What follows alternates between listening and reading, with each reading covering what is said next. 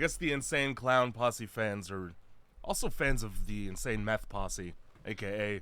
their neighborhood. Meth really must not cost a lot then. I think it's cheap. You never see a juggalo in a suit is what I'm trying to say. Well, no. You never see a juggalo at their job. Yeah, the only time you see a juggalo in a suit is at their court date. The only uniform they ever wear is that... Face paint. Oh, I was going to say Walmart vest. Because they're allowed they're still allowed to wear their Insane Clown Posse shirt as long as they have the Walmart vest over top. That's a fun little thing about Walmart that makes it kind of like, ooh, I would work there because... Oh, the freedom of choice? Yeah. In clothing? Well, that's the nice thing about my job is I get to wear whatever I want, and it's routinely filthy. And you plumb! And I do that, yeah. I'm turning this fan off. I plumb and I peach. I'm turning the... You better not peach. I'm gonna peach right now. I'm peaching. Your job better not be a bunch of fellas peaching. Oh, we're peaching all day. Because I don't want to know what that means. We get up in each other's peaches and plums. Oh, nice. You busting off a thumb in that plum? Yeah, we are. What Make sure to eat that fucking pit. There you go. All the way down to the pit. We know a lot about vegetables. Well, they're fruits, so... Oh. I see you've played this game before. I sure have. Bested. Don't even get me started about tomatoes. Check and mate. If it's got a seed, I do not need to eat it. If it's a fruit, I say kaboot. Kaboot. Nice. Yeah, get that out of here. I give it the boot, you know? It's just right there. Ah, fuck. I take that back and I want to say what he said, actually. Whoops. Yeah, I'll give that fruit the boot. I piss so many people off with that. I just want you to know. I'll come up with a funnier punchline than what's just said sometimes, and it makes everyone upset. Well, but you gotta say it out loud, otherwise it it disappears into the ether. You're just adding that onto my joke. Yeah, that's right. So I get the credit. Yeah, no, you do. Ride my credit tails. My ducktails, ride them. Your ducktails. Woo! And it works because Scrooge McDuck absolutely had coattails. Yeah, oh yeah. Man, that dude, every coat that he owned had tails. Nothing like a nice fancy coat with a long fucking thing. Also, as a duck, he had a built-in tail. And here's the other thing, okay? So there's a Disney movie about this that you'll never watch because it's been discontinued, and I think they're in the process of destroying it. Well, it's probably a sex film, isn't it? Well, it's a racist film. Okay, there's one of many. So it's but this one is a very, very majestic white horse, and then a black, filthy mule carrying the tail of the horse behind it. Oh! And I'm curious as to whether or not that has some sort of reference baked in regarding how slaves would be treated. You know what I mean? Is that what the coattails were for? So they had something to carry? But I feel like that's really unnecessary. Why else are they there? Oh yeah, close that window. Why else are the fucking coattails there? They don't serve any other purpose. No, they don't. I'm confused and baffled. Somebody, is it like the wigs, the British royalty wigs? Those big, poofy, powdery bastards? Yeah, the longer the coattails, the more rich you are. I thought those wigs were for judges. Every judge always has a wig like that. You know, they still fucking wear them in the court system in the UK. It's 2025. But how else would you know I'm a judge if I don't have the costume? Honestly, if you're British, the only judge I like is Dredd, first of all. But if you're British, your political system's kind of like a funny joke. Yeah, don't have knives. What a fucking clown show you guys run. You got those dudes with the big hats and stand there all day. And then they'll just trample you, too. They will. And they get very upset if you touch a horse. Yeah. Why would you get close, you know? Yeah, don't get close to a horse. Unless you're going to carry its tails like a slave, I think is what I'm saying. It's nice to bring it full circle like that. Yeah. Did you close my door? Did you lock my door? Oh, fuck yeah. Not only that, I jiggled the handle and pushed hard to make sure it wouldn't open. That's what I like to hear. You think I roll any differently in my place? I got precious cargo down there. Did you see the precious cargo splayed out? Was it the plant on the stairs almost stepped on? Nah. Jojo should have been down there somewhere. Oh, well, she was hiding from me. Okay. Well, I hope the microphone picked that up. Me too. That was the angriest meow I've ever heard out of that cat. God, there's nothing. Just fuck around with the box for a little bit. What are you doing? This is not the time. You picked the worst time. Well, I mean, you picked an all right time because we're not balls deep in it. Cat, I'm gonna move that box. I'm gonna put that box right downstairs because that's the only place it's gonna be good. Yeah. No, I'm not picking you up in the box. Oh man. Upset. Just the upsettest. I heard a Discord notification also. I want you to know that. No way you did. I did, though. I heard it with my ears. He's gone.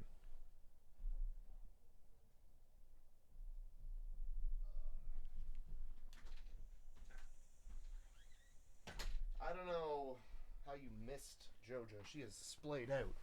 Where? She's on the couch or something like that. Oh, okay. See, yeah, it's a miracle.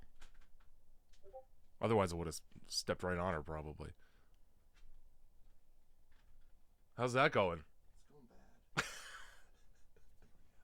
going bad. It's going bad. Everything. Every singular thing. Everything is going bad. Oh, thanks for listening to the podcast, everybody. Yeah, man. You're currently involved in Grindhouse Movie Club. This is the whether you like it or not. The wheels are churning. They are. The meat is being made. I had a very interrupted sleep, so I'm trying my best here. You know what? I didn't have a great sleep either. Mine. I to be honest, I was just like, I give up on this. Yeah. 'Cause I tried to watch this movie last night, and it was like 1:30. I'm just like, this is not.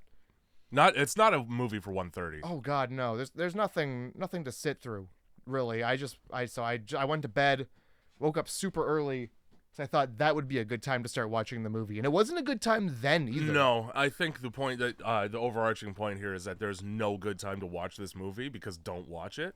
That too, yeah. Or like get a good sleep before you watch it, because maybe that's what makes it good. Yeah, maybe. Now, yeah, I think she figured it out. She figured out that that's not allowed. We got a cat. You have more than one. There's just one troublemaker. This is what happens when you record in the Catterdome. The Catterdome. 2 men enter, 1 cat leaves. Rated R. Because you left the door open. 1 cat gets very upset when you close the door. Oh God. Well, thanks for the theme song, Andrew. Fucking Andrew, killing it every yep. episode with the theme song. Absolutely, this is good theme song. Good. Stop it! The thing about ADHD brain is that if there's a distraction, you're not going to be able to focus on anything but it. And in this case, yeah, just move the squalor. Just move. She wants so badly to be in the Christmas decorations. Well, they're crinkly. I get it. Oh my God. She's having the hardest time staying on the back of the chair. Andrew, the podcast theme song. Thank you so much. The theme song creator extraordinaire. All right. Oh my God. I swear to God, Cat. If you go back into those Christmas decorations, we're going to have a problem, and it's going to be called Cat. It's too early for this. Oh, man. Hey! Hey! Hey! Get out of the cat box.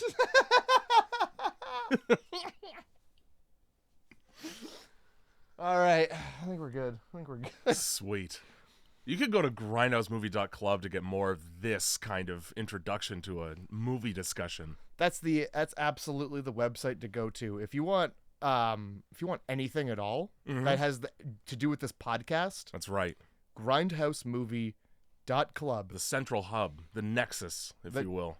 The nexus of horror movie podcasts. This is the #1 horror movie podcast on grindhousemovie.club. You took the words right out of my mouth. I can't think of another word for hub or like nexus. That's like the best word you could have thought of there. Yeah, zenith. Oh man, the fucking Samsung. The Emerson. You're just naming TVs. Naming like kind of off-brand TVs. Fuck. TVs you might get at Walmart. And you'd be like, wow, this is a really cheap TV. Why? And then you look at the name and you go, where's this? What? Oh, China? Well, excuse me? I've never heard of a Kong on TV before. That's weird. Why are all the blacks crushed? One thing I learned, okay, I got a smart TV recently. It's an Amazon Fire TV. Oh my. Which is basically like a television version of a Fire Stick. Oh wow, you have to. So so what you're saying is you don't have to like eat up a USB port or like an HDMI port. I'm not even sure it has one. You should get one. You should make sure you have one. Well, so the thing is, it was quite cheap. But the first thing I noticed while I was trying to watch films was all the shadows are compressed. Every black is so compressed that you see, like, you know how you see the pixels Yeah. in a block? Yeah. And I looked it up because I wanted to know how to fix that. And as it turns out, it's just the nature of a shitty Chinese television. That's why it was under $300. You can't even like change like the like sometimes it's like I can fuck around with the picture cinematic settings, but it's and- not going to change much. No, it might soften things, but you can still see it. But you didn't pay a whole lot for it. No, and that's Alright. that's the saving grace of the situation. That's a decent trade-off. We'll take it. I will. Yeah, well, I did right into my room, Absolutely. and now I watch Family Guy on it. Nice. And that's like, there's not a whole lot of dark colors in that one, so That's, you're good. yeah.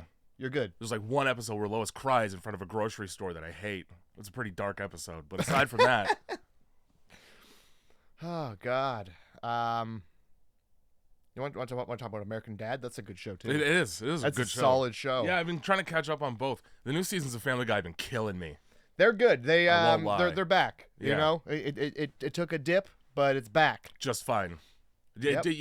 After 20 fucking 6 seasons, you expect a couple of them to suck. And unlike The Simpsons, like they at least with every downtick, there's at least 2 upticks. you Yeah. know? One step back, 2 steps forward. It's Yeah. way better than the other Simpsons, way the around. exact opposite. Yeah.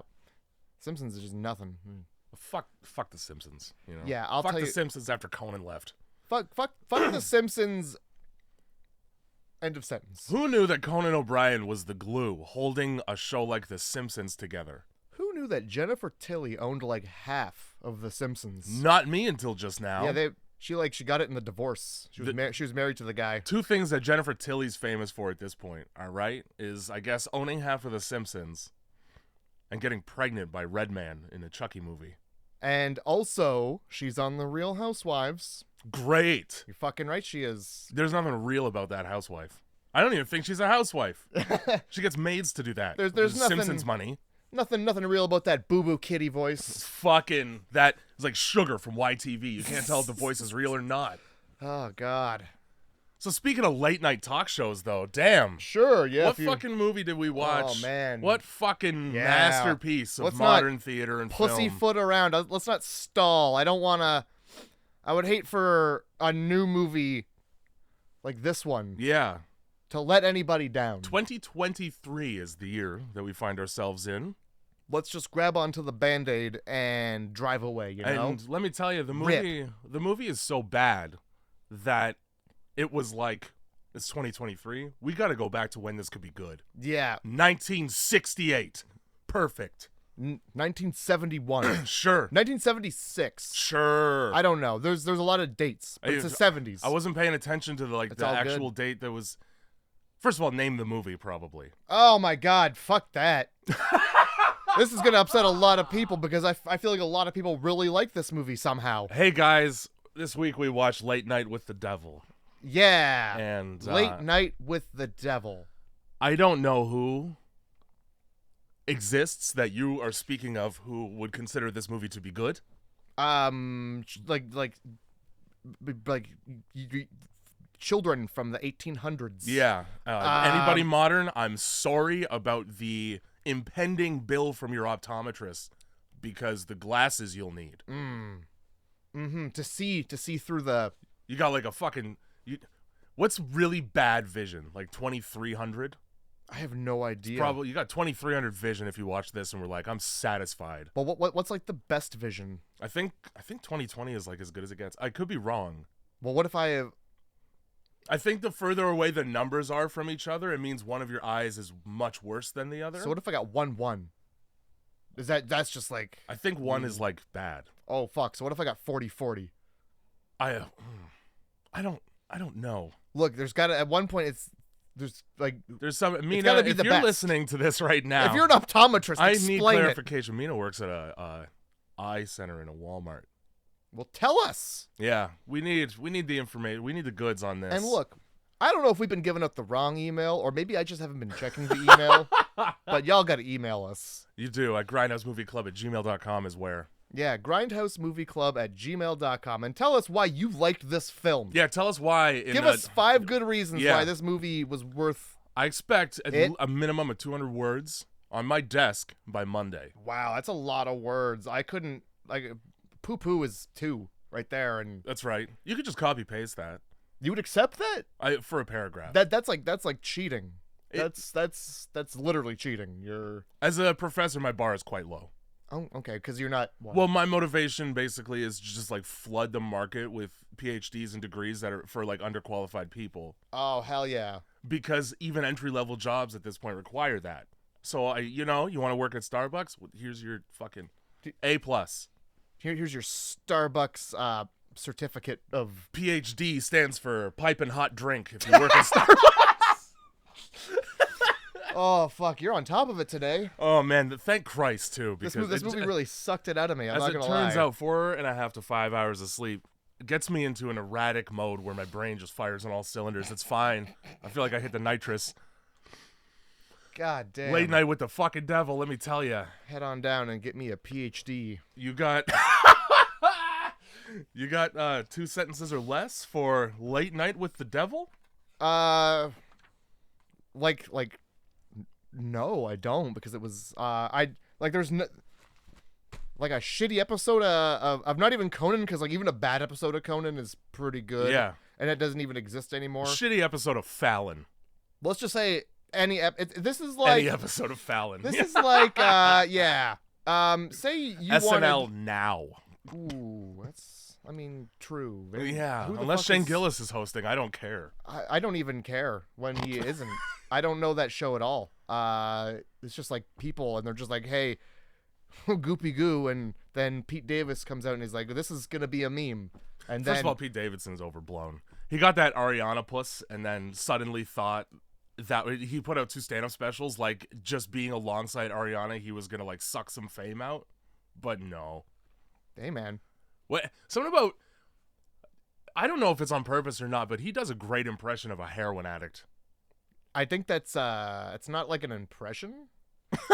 That's just his life. I think he's a method actor. Yeah. He's like Daniel Day-Lewis.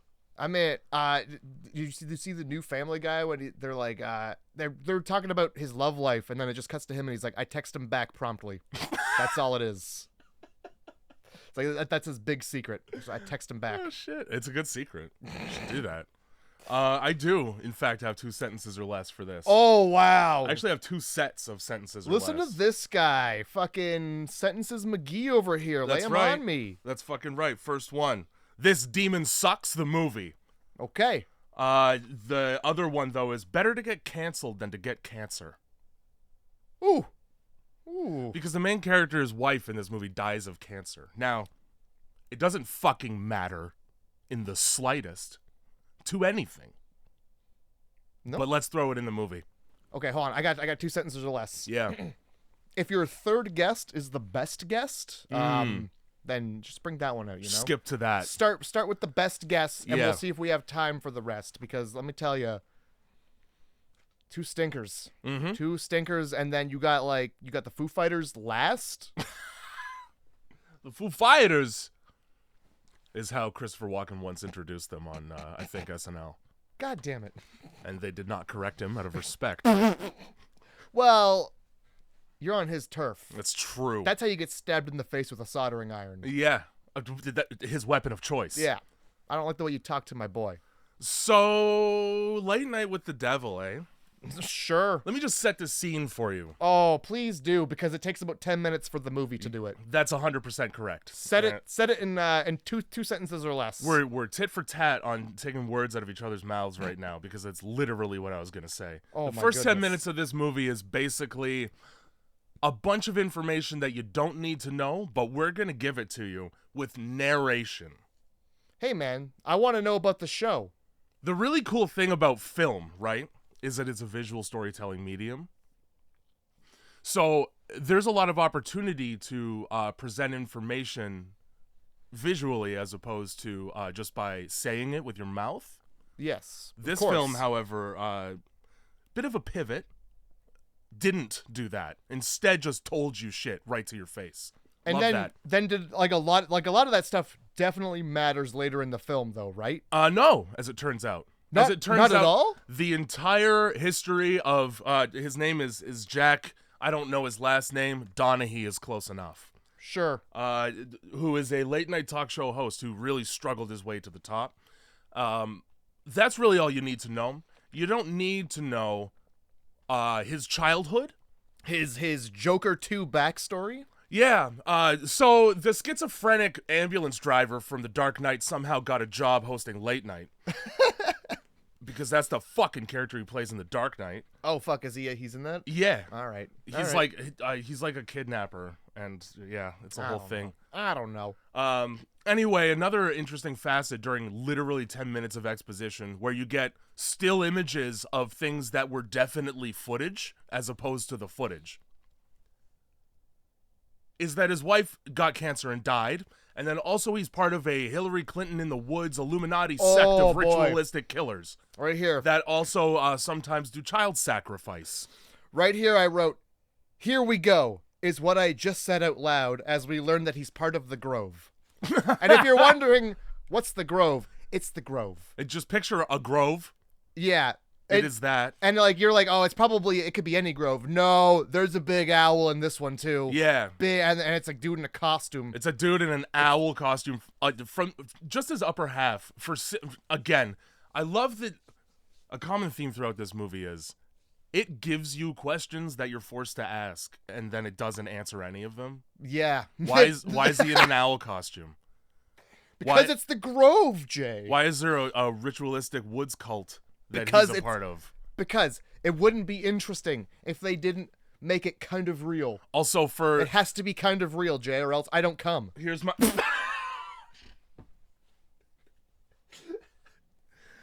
So the first question that the movie brings to light and then doesn't answer is, why?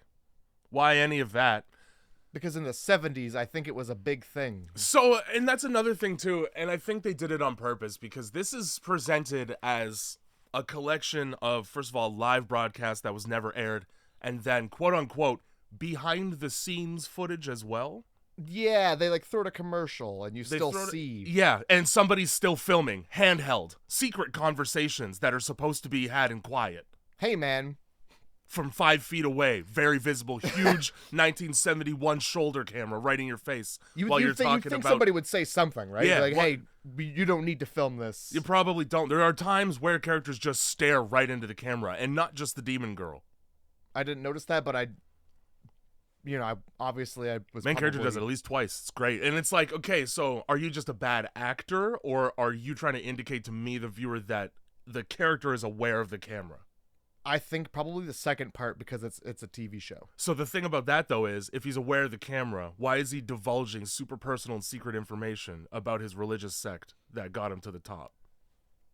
Right on camera. Because he knows that they're in commercial. By the way, it's black and white, and they're backstage doing But it's being filmed still. Yeah, but they're also having these conversations right in front of a studio audience. Yeah. And right at the craft service table where all the extras chill and the crew. And it's not really a secret, is it? No. They're mic'd, for fuck's sake. They sure are. These are conversations for when you aren't mic'd. So, right out of the gate, okay, there's that. The one thing that I liked is that pretty period correct with the visual effects on a television show, all the way down to the brought to you by a toothpaste company. It's not. It's some Cavendish bullshit. Yeah. But I watched fucking Dean Martin and Jerry Lewis and shake on. What the fuck is that? I don't know. But that's how TV used to look. And then when they're doing the intro to the actual show and they have the rectangle with the fucking Match Game 75 colors around it. So I did like that they at least had some accuracy there. Rest of the movie, not at all. But that's fine. Yeah, somebody really worked really hard on the visuals for this movie, and then I think that the script writers all got high and were like, you know what? It's gonna look pretty cool. 3 pages is enough. Yeah, honestly, the editor's gonna take it from there with that girl's head splitting wide open. That'll be worth it. That'll make everything worth it. We should make that happen all the way through the movie to make it good. No. Oh boy, who's got time? No, we save it to the very end. So it's the accent piece of the entire film. This is Shudder, people. So You heard the dun dun. You heard it. oh, not only did I hear it done, and on the topic of Family Guy, I sure as fuck felt like Peter Griffin in a movie theater at the beginning of this, because 8 studios made this Oh movie. my god, what did I write? And one of them has a straight up stop motion animation for their fucking card. They put more work into their card than they did this fucking film. Yeah, it was like a scene out of Beetlejuice at the beginning of it. Oh, is this what I'm watching? I literally was like, is the beginning of the movie stop motion? And then, nope, some fuckhead studios. Oh, cut to black. Oh, here we go. And, boopity boop, here comes some... Yeah, to be honest, I wrote... Angry Lighthouse Films. Every company ever. Straight, yeah. Just for fucking a good minute and a half. Some of them were pretty decent looking cards, and I was like, where was Now this? you're attached to this. Where was any of that? Yeah, which one of you put effort in? Which one? None of you. Well, none yet. The thing starts with a TV. It's playing human atrocities. Literally, I wrote intro atrocities montage. Yep. I want to point out that the song playing Sure. is by a band called Pentagram, Okay. which they have a documentary about the lead singer called Last Days Here. Okay. They were active in the late 60s and early 70s, so it's period correct. And then he sort of fell into heroin and disappeared off the face of the earth. This one super fan decides he's going to force him out of retirement so that he can start playing again and live his life because he's on the verge of death, basically. And then they just released 2 albums. So it's a success story. Anyway, Pentagram's a pretty decent band.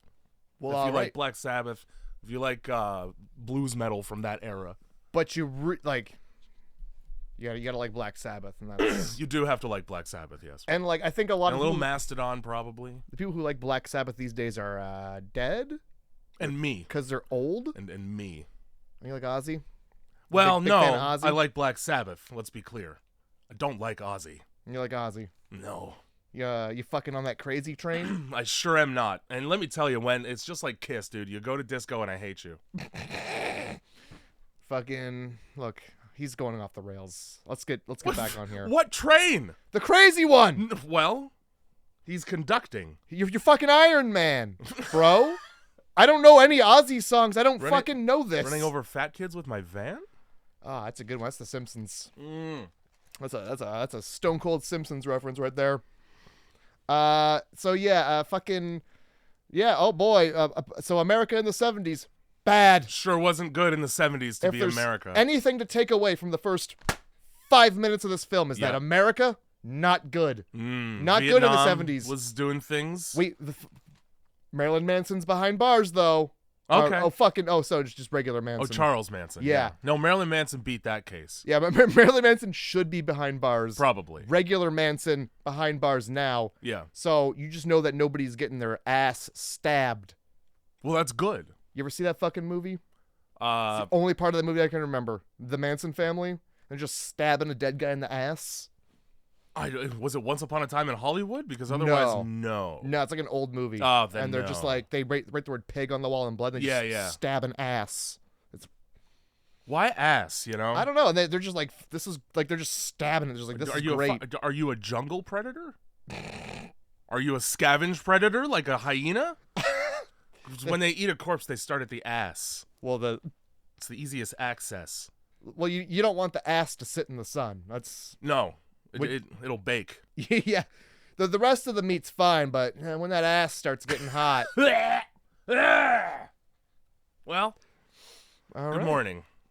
Yeah. Fuck. So what did I write? Our audience at home. What did I write? The host opens a show that you don't have to fucking write. That doesn't matter anything. Our audience at home. What did I just started scribbling because I just got mad. Well, I get it. It's very early on to Blah, get blah, mad, blah. because it gets worse. Jack's got a wife. Yeah, she's dead. She's got hair. And then she doesn't, suddenly. She's got a name, too. This is what I wrote. Yeah. Yep. Madeline. Men's only club in the woods in California. Delicious French baked good. Yeah, Indeed. Yeah. Kids are involved somehow, I'm And then sure of it. Backstory of the Grove. Of course you need that. Yeah.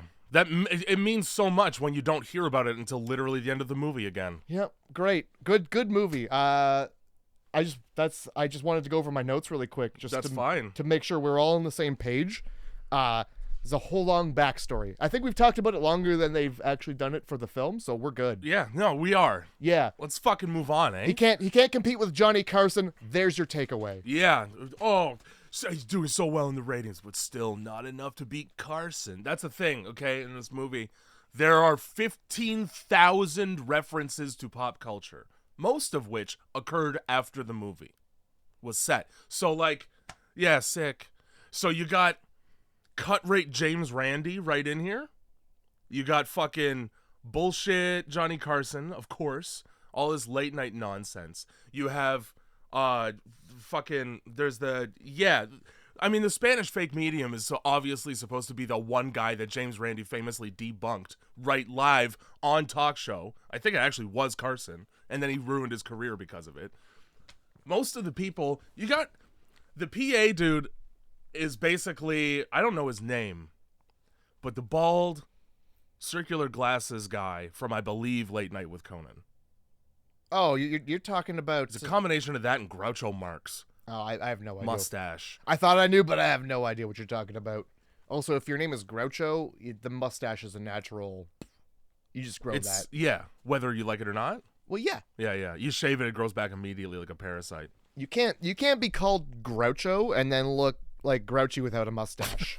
The mustache covers the entire bottom of the face. Yeah. And the brow is very heavy. Yeah, Yep. thick. Like caterpillar eyebrows. Also, it's not a real name, so No. it better not be. You're mean parents. I don't, Well, you got all these late night shows. Then you got this guy. Oh man, why can't my show be better than Carson Daly? I'm over here arm wrestling a little person. that is something that, is in the clip show there. Boy, oh boy. The whole thing being that because he was suffering in the ratings, he sort of turned his show to Jerry Springer, and that's how you get to the point where, okay, we're doing a Halloween episode, and we're going to bring on a little girl who's demonically possessed. Yep. Here's a 6 to 7 year recap. Done. Here's an hour of preamble before Yep. we get to any part of the movie that's even halfway enjoyable. Why not? Sick. Dope. All right. So the movie starts here, Yeah. where we learn that this is the tape. Question for you. Yeah. What's up? Why has this been color corrected to look like shit? Because back in the 70s, you see, everything looked like shit. So there's this phenomenon when you have an astigmatism. It's called ghosting. At a certain distance, you start to see double. I actually have it. And that's... I don't know what they did in post-production to make it look like this, but watching it, it looks like everything is trying to create a clone of itself and escape. There's like an added layer of extra duplicate or something. It's a trailing. Yeah, and that is shitty to have. That's what TV used to look like back in the day. Here's the thing, though, is that the movie was made in 2023, so don't have that. Well, because it looks worse, though, is the thing. What they should have done was really, really slowly faded away from it, like other movies do. When they, I think like the Texas Chainsaw Massacre, it starts like really flickery, Right. and then eventually you don't even notice it because it's gone. Yeah, you know what I'm saying? And it becomes a movie that was made in the modern day. Yeah, you get the idea that you're watching an old TV show, but then But then it actually looks good, and it's good to watch with your eyes. Well, like with your eyes, but not with your brain. Not brain, but turn eyes. that brain off. Eyes. I mean, one eye watching, another eye maybe on your phone a little bit. Yeah. Looking around the room, do whatever you want. A lot with of the other smoke eye. breaks. It's your fucking eye, you know. I'm not gonna eye. I had like 3 dumps. You know. And like 2 of those dumps I kind of held because I was like, I need to do something in like 20 minutes. I need a break. I gotta break this up somehow. Yeah. Oh Christ. So yep. That's the show. Here's the thing, it too, just starts okay? as like you're watching this television show. And like I said, it's live, and there's unnecessary commercial cut. First of all, there's more cuts to commercial on this show than there is on any television show that's ever existed in the history of television. They do like 10. Just so that they can propel the story forward by having dialogue to fill gaps that the movie itself creates. It's all good. It kind of feels like an exercise of futility while you're watching it. True. In the intro, there's like, it's like, hey man, just in case you were wondering, definitely the 1970s because, boom, there's the World Trade Centers right there. Oh, and they're intact. They're standing up straight. Do you think that's CG? You think they CG'd that? I think they probably just found a picture of it.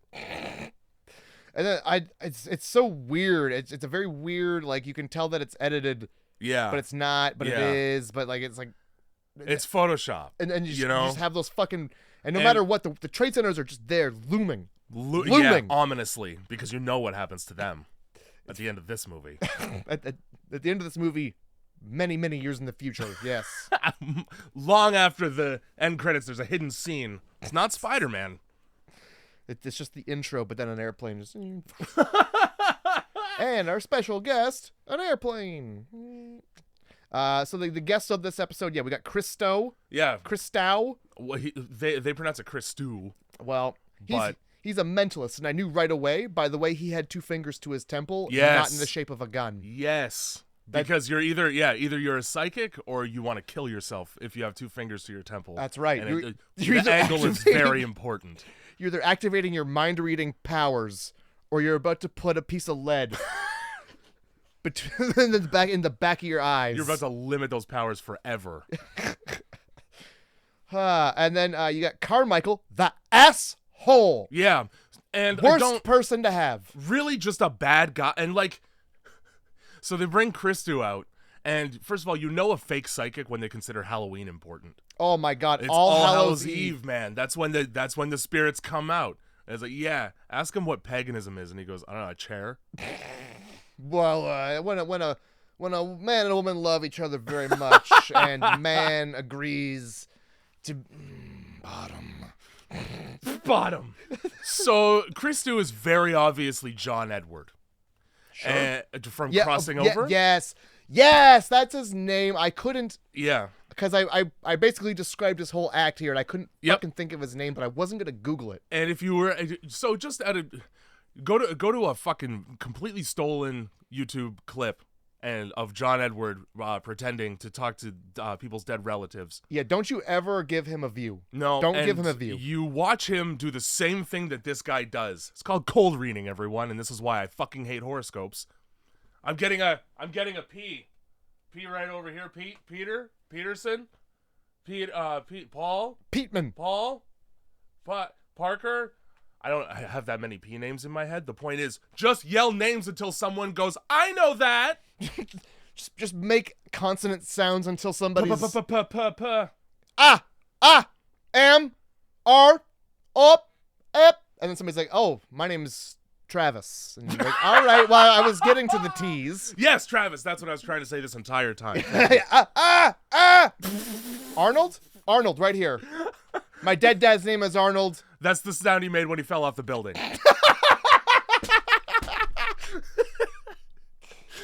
Holy shit. So fuck you for that. And then, so this is how, in comedy there's the rule of 3s, and then in film there's also a similar rule when it comes to ramping up things of intensity. So the first cold read he does is fucking nothing at all. And for some reason, he's tapped into the one guy in a studio audience who has one-liners on deck for every statement that anyone makes to him. Dad jokes are in the canon. This guy's banter is on point. Plant. Anyway, the second time, it seems like he made a legitimate connection to somebody actually dead, because this whole story, and he made a couple right guesses about this child, and your younger brother killed himself at like age 14. That's good for ratings. Let's talk about it. Let's talk about it with your crying mom. There's him. We got Carmichael. He's the other. By the way, Carmichael is the James Randi. And bring him out first. You didn't need to make him a dick. No. James Randi, was a magician, and then he started. It's the same thing. He ran the Randi Institute, and the whole thing was, I'll give you $1 million if you can prove that you're a psychic. Nobody ever took him up on the offer. May he rest in peace, because he's now dead. So instead, what they did was, because James Randi was, first of all, very gay and also very friendly to everyone, and he was quite nice to people. So this is anti-James Randi. This is James Randi if, his fucking son had fallen out a window like fucking Eric Clapton when he was like 30. Just bitter and vindictive and hateful to everyone. And it's rude. Oh, man. It's rude to the memory of James Randi to make him a dick in post. It is. You know? It is a little bit, yeah. So you got him, and then you got Dr. June Ross Mitchell with her subject. Let's call her June. Yeah, June. Me too, because I'm on that. And you got Miss Cleo with a fucking jazz melody. Yeah, well, that's what I wanted. I can't believe you didn't even. We fucking cut her. Cut. You cut Miss Cleo. I want Miss Cleo. She's the one who tells you your future over the phone. Don't you be ducking, shacking up with him, yeah. He's only in it for the money, girl. He's a bomber rasta clot. Bumler clot. 6 pussy rasta bomber clot egg. No. Get the fuck up at the house. Anyway. For $1 was it $1 a minute? Just a Jamaican lady just cussing you out on the phone. Ah, pussy bumler clot. I would have loved that. They should have done a crossover with her and that old bitch that did sex toys. Oh yeah. What's Can't her remember name? her name ever. Oh my god, what is her goddamn name? Because she made Conan put a fucking dildo on his chin. Nice. It was a strap on. And she had like a regular, like Myrtle or Wendy or something. Yeah. Oh my god. Well, people at home are probably yelling about it, so. Yeah. I mean, if they're our age. Back when anyone could have a TV show, there would be a lot of phone-in shows, okay? Yeah, there would. Now, this has moved to the internet, obviously, where people would call in, and sometimes, a psychic would tell you about your future based on a table read over the fucking phone landline. That's the connection, I guess. Or a woman would tell you exactly how to insert a very large phallic object into you safely. Hey. Depends on the fucking 1-800 number you call. Yeah, and the time that you turn the television on. Yeah, and if it's not any of those numbers, you're calling like one of those ones where it's like, there's a lady for sure on the other line. I promise. There'd better be, all right? You're going to talk to a single lady who is for sure single. Yeah. And listen to, you could fuck her maybe. Yeah. If you talk her into meeting. She's ready to speak with you as well. She's in your area. She's we wet promise. and ready. Do you hear the dripping? Just put the phone to the tap. Just. Do you ever think like when the Miss Cleo did the readings? It was just like she's just like reading off of like a piece of paper. Like there's no tarot cards or whatever. They're just like you shuffling the cards, right? Yeah, I'm shuffling the cards. I'm shuffling these fucking cards, all right? Leon, you don't believe me? I'm shuffling the cards. Listen, I'm like a fucking casino dealer here. Look at this, right? Bap, bap, bap. If you keep mouthing off, you're gonna die in a second. You want to hear the card flip, baby? Yeah, I did it casino style that time. Casino style. That's where you line them all up and you mush them around on the table. That's it. It's my favorite casino is the mentally disabled one. Okay, shuffle this. Ah! Mashing his fucking hand. Screaming at the deck. Oh no. We're an equal opportunity employer. Just rake them back in. They're not in any way a deck. It's just a pile. And just half of them are upside down or right side up. And they're stuck together. Come on. All right. Fucking. Cheeto dust. That's how I know it's an ace. Holy shit. There's also a costume parade. Let's not forget about they also cut that. Which. Why would you even mention it in the movie if you're just not going to have it in the movie? And why would you zoom in on the one dude in an ominous skeleton costume in the crowd who doesn't have a facial expression or move? Yeah, or react. And then just cut the fucking costume parade. That's all fucked. These people dressed up. There's like 20 people in costumes in the audience. They're all pissed. Oh, good lord. So yeah, with fucking between cutting into shots of the fucking the World Trade Center and those little title slides. If you thought you were done seeing the World Trade Center, and she comes back. Yeah. Oh boy, both of them too, not just one. The intro, they call him out and they're like, so they're like, oh yeah, here's Jack, and the fucking doors swings open, nobody. It takes his sidekick Gus all of 10 seconds to be like, do you think he's drinking? He's like, he goes to put his hand up to his mouth and like do the oh my god the fucking hand signal. Well, his wife just died. Of course, yeah. So I would be. But yeah, don't say it. Yeah, don't say it to everyone. Of course he's drinking. Yeah, you're trying to save your show. This is like the last episode. Yeah, our drunk host is late. Of course. Nah, fucking alcoholic Jack. Jack's behind him in a ghost costume, and it just gives him a spooking. It's tough with Gus in this movie because there's a couple of times where it seems like he's legitimately hurt by the things that are being said to him. Because he's like, the fucking host sidekick, the co-host is always the butt of jokes, right? Yeah. There are a couple times where, like, Andy Richter will give it right back to you. Oh, yeah. Gus kind of just goes, Oh, okay. Ow. Ah! Jesus.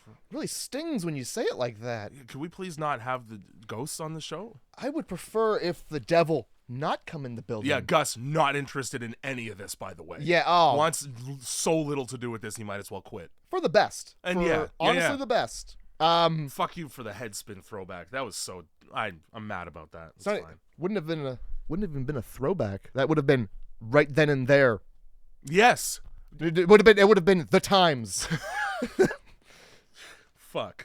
So, and also, all right, look, it's important if you haven't seen this movie and you don't plan on seeing it, that you picture Gus in your head. Mm-hmm. Because when I talk about Gus later, you need to know what he looks like, because they cut to him a lot, and the way he looks is funny. Just by design. Like I was like, I know this guy from something, and I looked him up. He's only in this. Yeah, he's in nothing at all. He is. It shows in his acting. Yeah.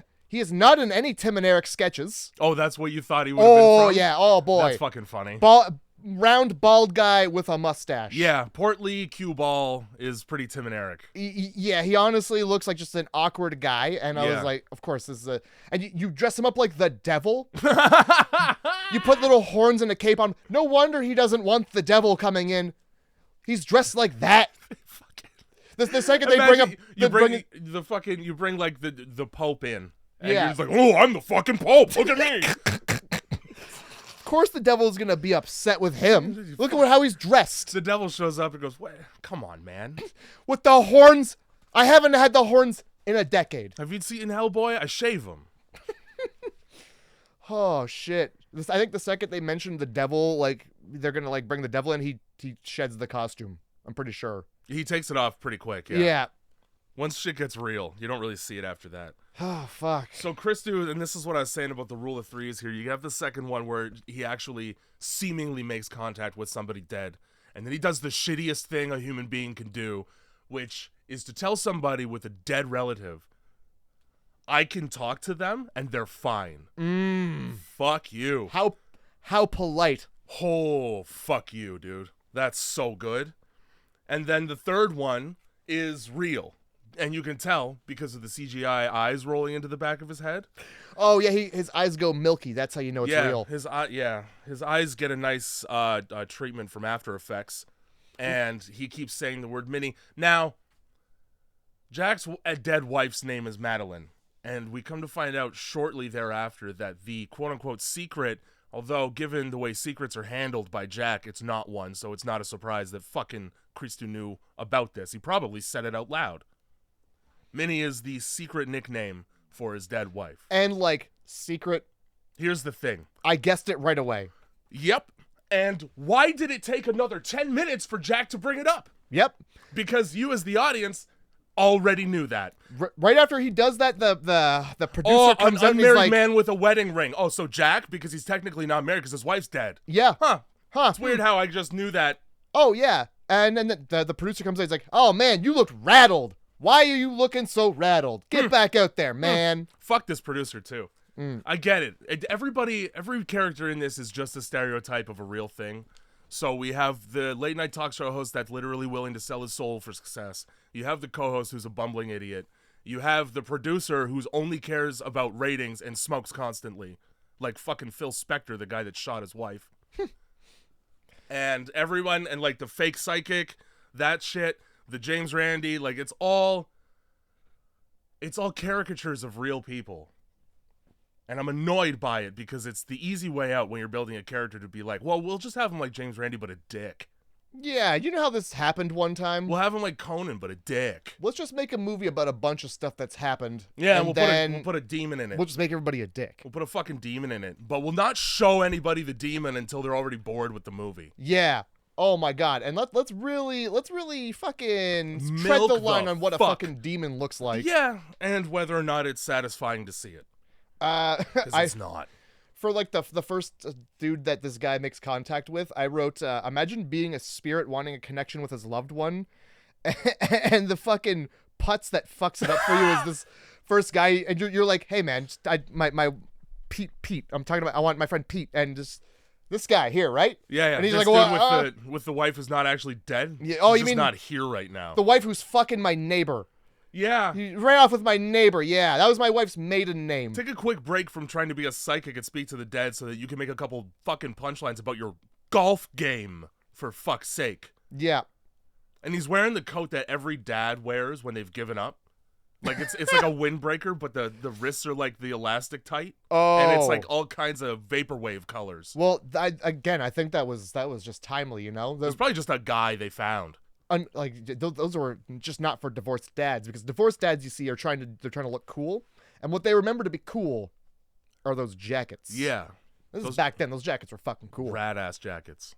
Now you see them in 90s commercials for kids' toys. So this guy, yeah, till he gets his mojo crushed, then he hooks up with the girls, and he's like, oh man, you know, your dead son, he's fucking dead. Also, he said, don't worry about it. Sorry, they're like, he's like, do you have any emotions? He's like, yeah, we're confused. He's like, oh yeah, there's no note, eh? He didn't leave a note. He's sorry about that. Sorry he didn't fucking tell you why he did it, and he just, you know what? He's just sorry he did it in general. Speculation out the ass, dude. And then I think he's like, Papa. And that's the name of, just happens to be the name of his bear, I guess, as a child. Yeah. Because that's what every fucking adult, grown-ass person is like, yeah, how's the bear? We're worried about the bear. I'm certainly not worried about my actual papa. No. Tell me about the bear. Tell me about, I kept all of his belongings. Tell him the bear's safe. And I'm not doing a Spanish accent because I can't. No, please don't. Please don't. He knows that the bear is safe. Oh, yeah. The most important thing. Oh, thanks for all the closure. Thanks. I'm so happy you kept that bear. Otherwise, I'd fucking haunt the shit out of you, Mom. Why are you so neglectful? I told you I was getting bullied at school. And then, yeah. Oh, that's great. Cut to commercial. Yeah. And fuck you. It was cool the first, 3 times. And then they did it so many times that I got sick of it. Because, you have this reality presented to you, right? And it's the live recording of the talk show. And then we cut to commercial and it literally, it takes you out of that and puts you in another one where nothing important ever happens. Not really, no. You get a lot of Gus being like, what's with all the daggers back here? Gus is like that. How come we're not letting people in on the segments we've planned? Why is that a secret to anyone? Oh my God. It gets so fucking annoying. The whole time he's kept in the dark. Every commercial break, Gus is like, hey, why am I still being kept in the dark? Yeah. Hey, you covered it. You covered it in the first 2. You covered Jack being like, I don't know, this seems a little sketchy for me, and it's getting kind of close to home. You've covered the producer being like, put your big boy pants on and go talk to the little girl ghost. Okay? We don't need it every time. No. We don't have the same conversation with different words over and over. You didn't like Gus coming back in and being like, come on now, you gotta tell me about the dagger. I'm about to get upset. All right, I'll go back and do the show, but next commercial, I want to know what's gonna happen. You tell me now. Hey, big black camera operator for no reason. I didn't even know they employed them in the 70s. You know what? I was gonna say there was not a person of color, but I guess not there. I mean, there were plenty of them. They were just better seen and not heard. Yeesh. Not even that well seen, probably. Fuck. There was something to say, and then there was nothing to say at the same time. No, that's fine. Carmichael shows up, and first, right away, he's like, yeah, you're bullshit. I'm a little bit curious about you. You're bullshit. Here's a check for $100,000 if you guys can handle my ego for the next 20 minutes. Right. And also, $100,000, if you're going to do the James Randi ripoff thing, make it a cool mill. Nah. Make it $500,000. Yeah, we'll up the ante to half. Ooh la la. I mean, that's a pretty decent amount of money. I'm not. No, it is, especially in the 70s. That's life changing. Imagine being psychic and having $500,000. It'd be crazy. If you were psychic, you could make it. That's true. You just, why isn't everybody just winning the lottery? If psychics are real. Yeah. How come the lottery, the second it drops, the same day, it's one woman in one of those very colorful turbans, like me again. Surprise! I just had this haunting idea. Crossword, please. It's the only scratch ticket I play. Yeah, it's the only one that makes sense. It's for the fun of the crossword more than the money, anyway. It's it's the one that's got the least amount of rules. Yeah. Let's just do a crossword. Do it. Did you scratch enough words off? Good. Here's money. Don't pretend like anybody at home. You're like, yeah, I'll take one of these fucking lucky socks. Yeah. In a bundle scratchers. I'll take the convoluted Sudoku, please. Oh yeah, and then you fucking get it home and you're like, fuck it, just scratch the code. Yeah. Scratch the code and scan Scratch the code at the counter. You end up just scratching everything off. I don't get it. Unmoving eye contact with the cashier. Give me 5 of them. Scratch them all off in front of him. Slide it towards him. I don't understand if I've won or not. The instructions aren't clear. Holy fuck. Why don't you take this, make that machine go beep boop, and we'll see if I winner Ganyan. Nobody outside of Canada knows that when you win a lottery ticket here, it screams winner at you, and then it screams winner in French. And by the way, if you're as if French people don't know what the word win means. It's just a bunch of fucking people who dress like mimes, just like, I don't know, win. I think the reason why people from Montreal have such a chip on their shoulder about the rest of the country is, like, when they go elsewhere, they get treated like retards. Well, I mean, when you go in there... our language, this means win. Fuck. Speaking French still looking pretty good, huh? Yeah. Try leaving Quebec. You're going to have to turn the product over if you want to know what's in it. Yeah, you might have to read a little further down the box. Yeah, you'll notice your language is down there toward the bottom of the package. Where I put my shoes. The bottom shelf language, if you will. Mm. But then when you go there, they will just straight up let you sit in their restaurant and not serve you. It's crazy. They are dicks, so that's why they get treated like shit. Yeah, no, I'm well aware. I had an experience at a festival once where I had to physically move a guardrail in order to not be cut in line for a Ferris wheel by a bunch of 20-year-olds from Montreal. Oh, were they saying like... Oh, I couldn't give a fuck less what they were saying. Oh, man. How'd you know they were from Montreal? Because of the accent. Oh, so they were saying... Oh, they were saying things in mushmouth, yeah. But I wasn't listening. I was much more concerned with picking up a whole guardrail and slamming it down right beside me to make a point. Je ne sais quoi. Yeah, je ne sais quoi on the Ferris wheel. Fuck. So we bring out fucking Carmichael Hag, who right away is like, do you mind if I smoke the biggest cigar that around you've ever... kids? This guy's like, mind if I smoke? And he pulls out this huge cigar. And I equated that to, do you mind if I play a little music? And then pulling out an entire Guns N' Roses live concert. Do you mind if I just play a little something? I brought one of my favorite instruments with me. It's bagpipes. Yeah. You know if I just play you to sleep? Hang on, I gotta fill it with air first. It's the fucking most annoying instrument to set up on Earth, dude. You really want to set that up beforehand, too, Holy which is fuck. kind of a bummer because you blow all that air in there and you bring it out, and then you got to read the crowd first. Do I really squeeze this bag? This animal's stomach? Holy fuck. Hey, let's not pretend like it's not an animal's stomach with recorders sticking out of it. I read a thing once that said that the reason why bagpipes are so fucking obnoxious is because they were meant for the battlefield, so it's supposed to scare the shit out of somebody as you're coming up over a hill, basically. I just want to know, like, why, you know? Like, anything else would have been fine. You could have, yeah. Let's fucking make something. Let's make the craziest fucking Scottish thing you could ever... Yeah, get that guts in here. It's gotta be made of guts. Get that guts in here so I can shove tubes in it. Don't make haggis out of that. Fucking... Yeah, I have all these tubes that I've whittled. I'm not lightheaded. I gotta blow into a fucking guts. God, I want to be dizzy for 20 minutes and hear an ear-piercing sound. Do you mind if I... It's the fucking middle-aged version of a vuvuzela, you know? Hate you at a football game. Oh, fuck. Yeah, you just play that one. Ugh. I don't know how to... I imagine that's the sound it makes. So after fucking Christu gets legitimately possessed by the ghost of a dead cancer wife, he is visibly having a hard time, and seemingly nobody's paying attention to that. He keeps coughing. He's got like flop sweat, in a way that would interrupt the show if they kept him on. They're just like, move one chair over.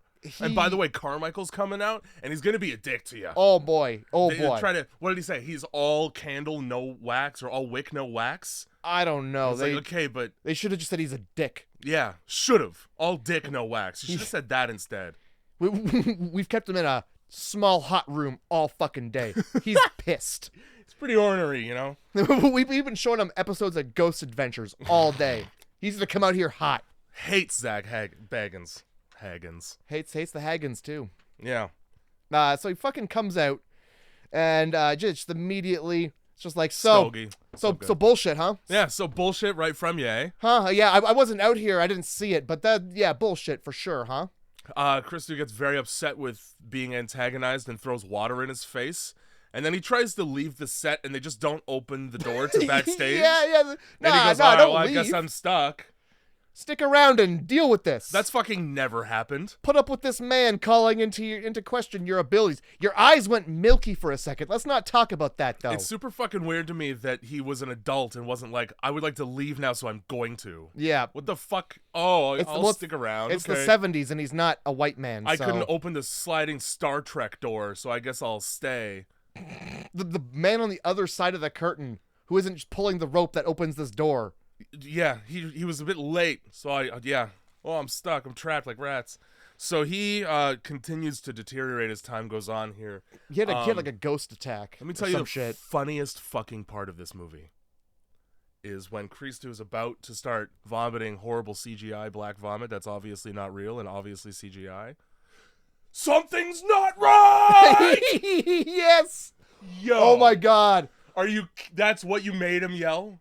That's what you made him yell for your movie, for real? How about when he's... Something's not right. How about when he's like, the name's Minnie.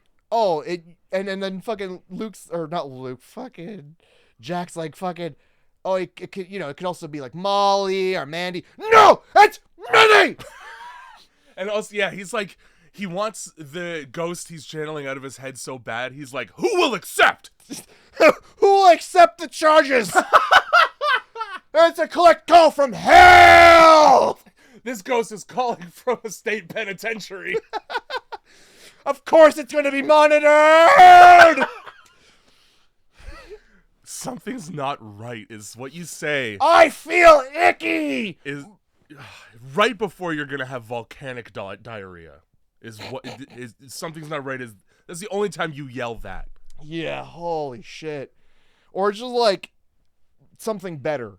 You could have just anything better. Oh no, help, fuck. Oh no. So fuck this movie for having. He throws up on Cut Rate James Randi, which I mean, good. That's payback. Well, but yeah. then James... he also throws up on the fucking camera, and then we cut to commercial. I hate that. Mm-hmm. Don't do that. That's stupid to do. I wrote down here that the Cut Rate James Randi also he was a ghost hunter as well. Yeah. And they mentioned that he went to Amityville. Of him at fucking Amityville, and right? then like Lorraine and Ed were like, nah. And I said, fuck you guys, I'm going in. Yeah. Throw some shade at Ed and Lorraine Warren for no. This movie does not have has not earned the ability to talk shit about the Warrens. Okay? There's no respect for anybody in this film. Unbelievable. Just wanted to point that out. As we're cutting to commercial, James Randi goes over to Jack and mentions that he would like to be part of his Illuminati cult. And makes a point of mentioning his motivations for such, which are almost entirely the orgies. And you know what? He didn't need to point that out. I knew it. I could tell from the way he twists his mustache up that he likes orgies.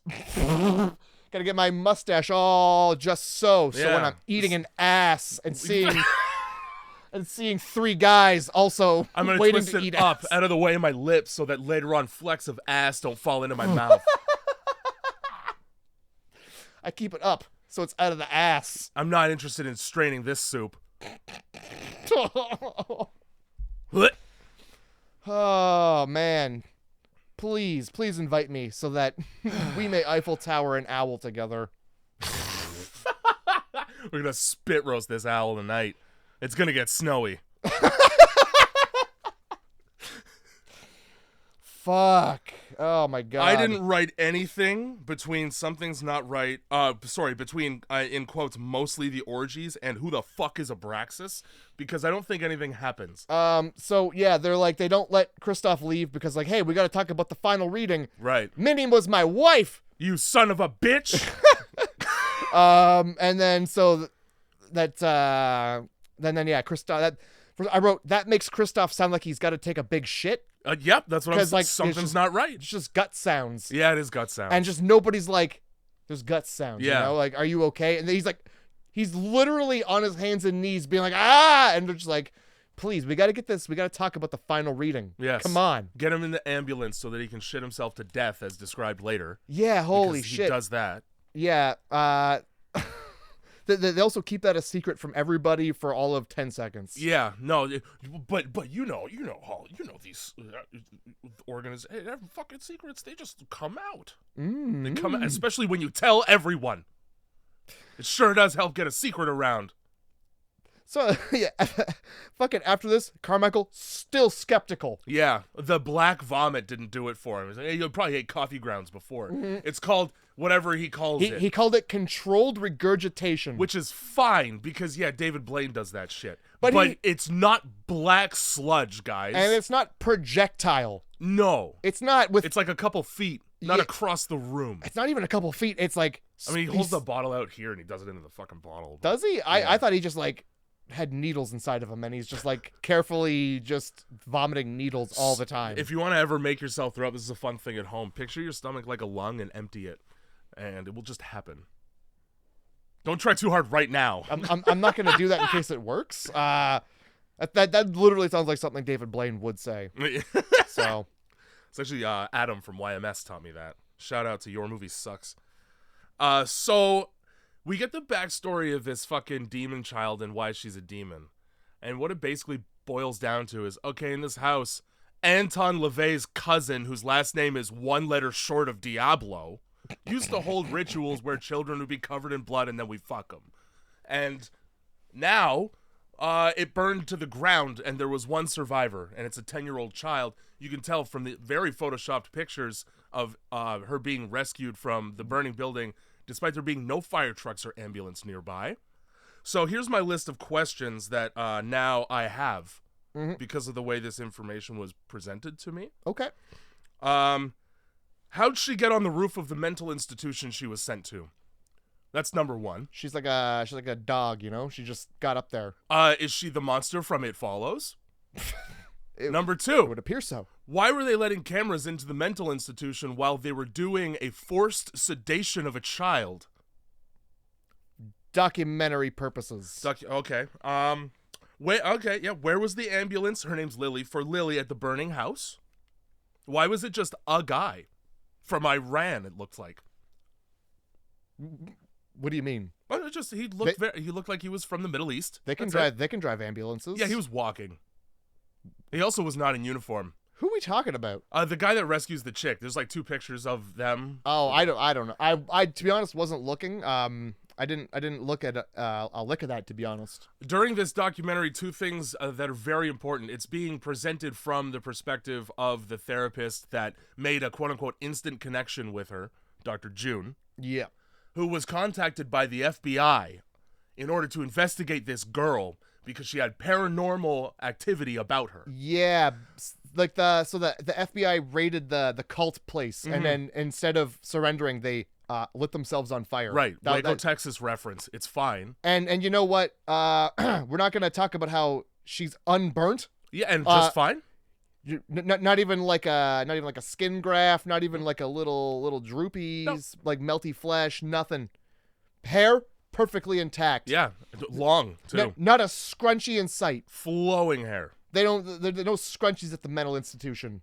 So the FBI. Are you sure? Are you sure the FBI does that? Well, I think it's more the CIA, maybe. I don't think it's either. Okay. I think they go ghosts. Nah, don't think so. I'm the FBI. I have I have bigger fish to fry, like murderers. Ghosts? You mean invisible terrorists? We're on it. fucking possessed little girls sure are a threat to national security. They We're, would just let anyone in we're at threat level yellow. for pee. For P. Yeah, for P. I had nowhere to go, so I'm glad we went to P. My final question as well, because the way that this is introduced is because Dr. June has written a book about it. They let her publish a book about it? They sure did. It's the 70s, Jay. Okay, but the MK Ultra Chaos book didn't come out until like 2 years ago. Oh yeah, but that was like that probably made them look bad. Yeah, this doesn't. Well, no, because they're like, get this fucking girl out of here. Get her This- some help. Get this girl Psychiatric lady. who was ritualistically raped, and you wonder why she has problems with dissociation.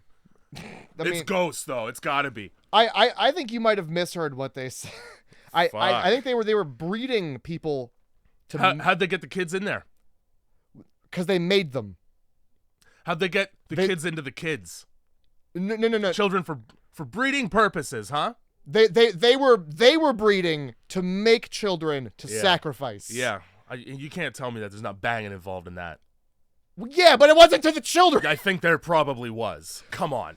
I mean, Look I'm not saying there wasn't. It's a cult, of course, some weird shit. But I think you might be. I don't think that's what they were trying to say happened. That's fine. I can make assumptions based on what I know. That's fine. And I welcome all your assumptions. Well, she was raped, okay? Well, what I heard was that she wasn't. All right. If your head that makes you feel better, you Yeah, sure. need help. It's once again narration as opposed to using film to tell a story visually, and it's especially egregious during this little documentary segment because there's literally still images of an interview between the doctor and the child as opposed to just the interview. Hey man, Thanks, movie. what do you want from them? They got it. They spent all their whole budget in the last 10 seconds of Yeah, this they film. sure did, and it was a waste. Mm, So they cart this fucking circus freak out. they sure And do. you know it wouldn't be a demonically possessed child if she didn't immediately stare directly into the camera. And speak so properly. You've got to have both of those things. Also, she has an unnaturally low voice. I also clocked that as well. Yeah, it's like one Sure. octave too low. It's weird. And then, right after I wrote it, and this is one of those instances where this happens, Jack goes, "You don't have to stare directly into the camera." Hey, don't have it in the movie, then. Don't have it.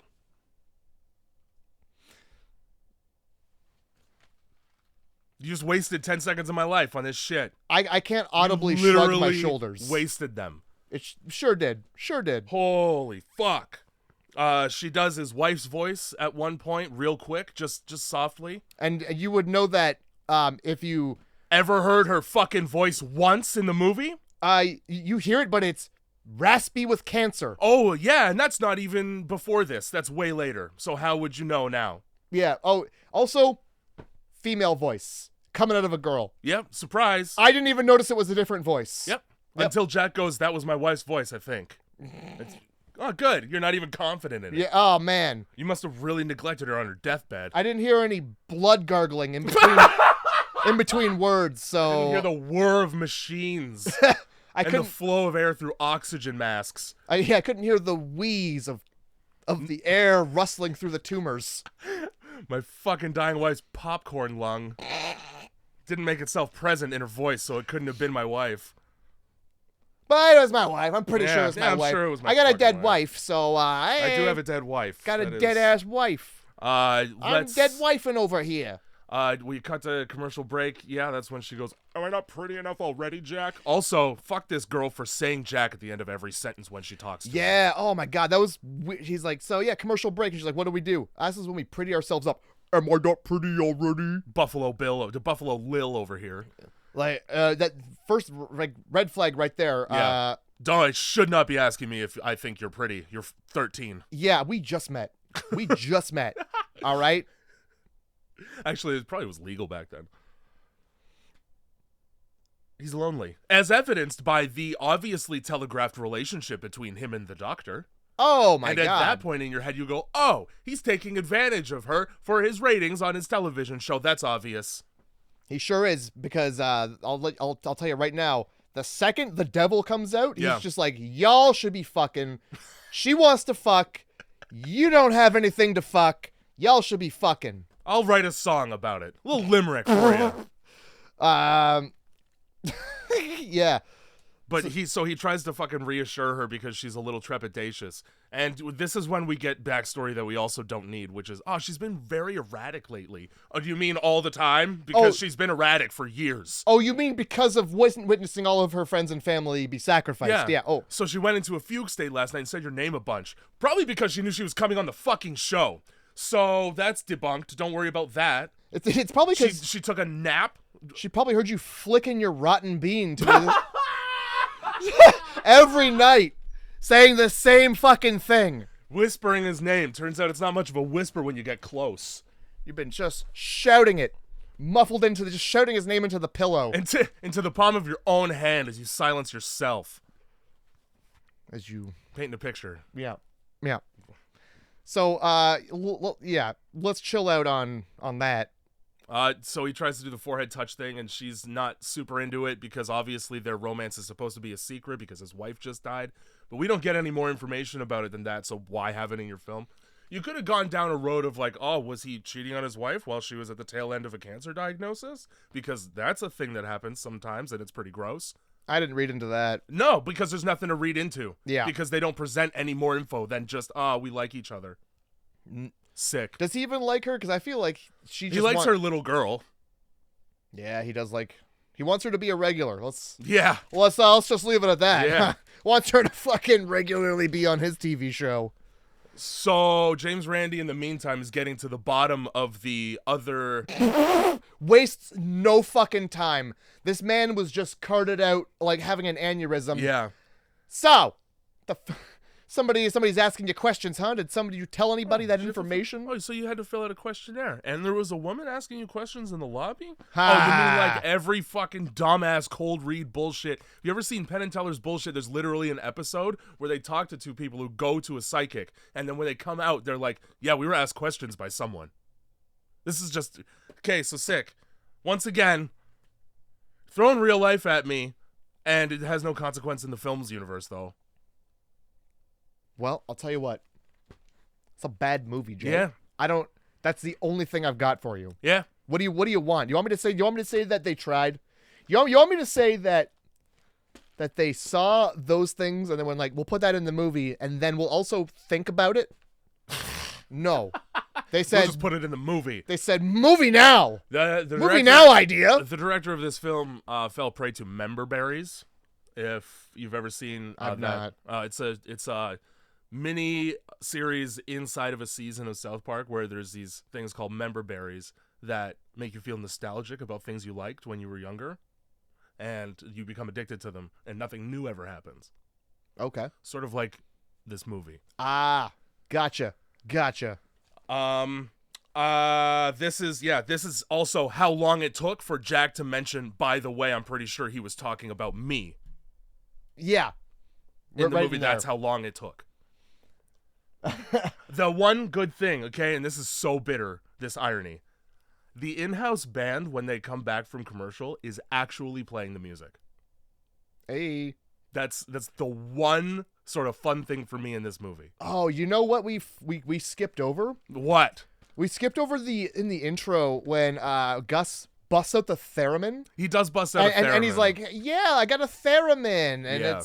it's the instrument you don't have to touch to play. And then Jack's like, yeah, I wish you would have shown that same restraint at the burlesque house. Oh, gets a little handsy at the porn show, huh? It's a fun way of saying not only do you look like a sex pest,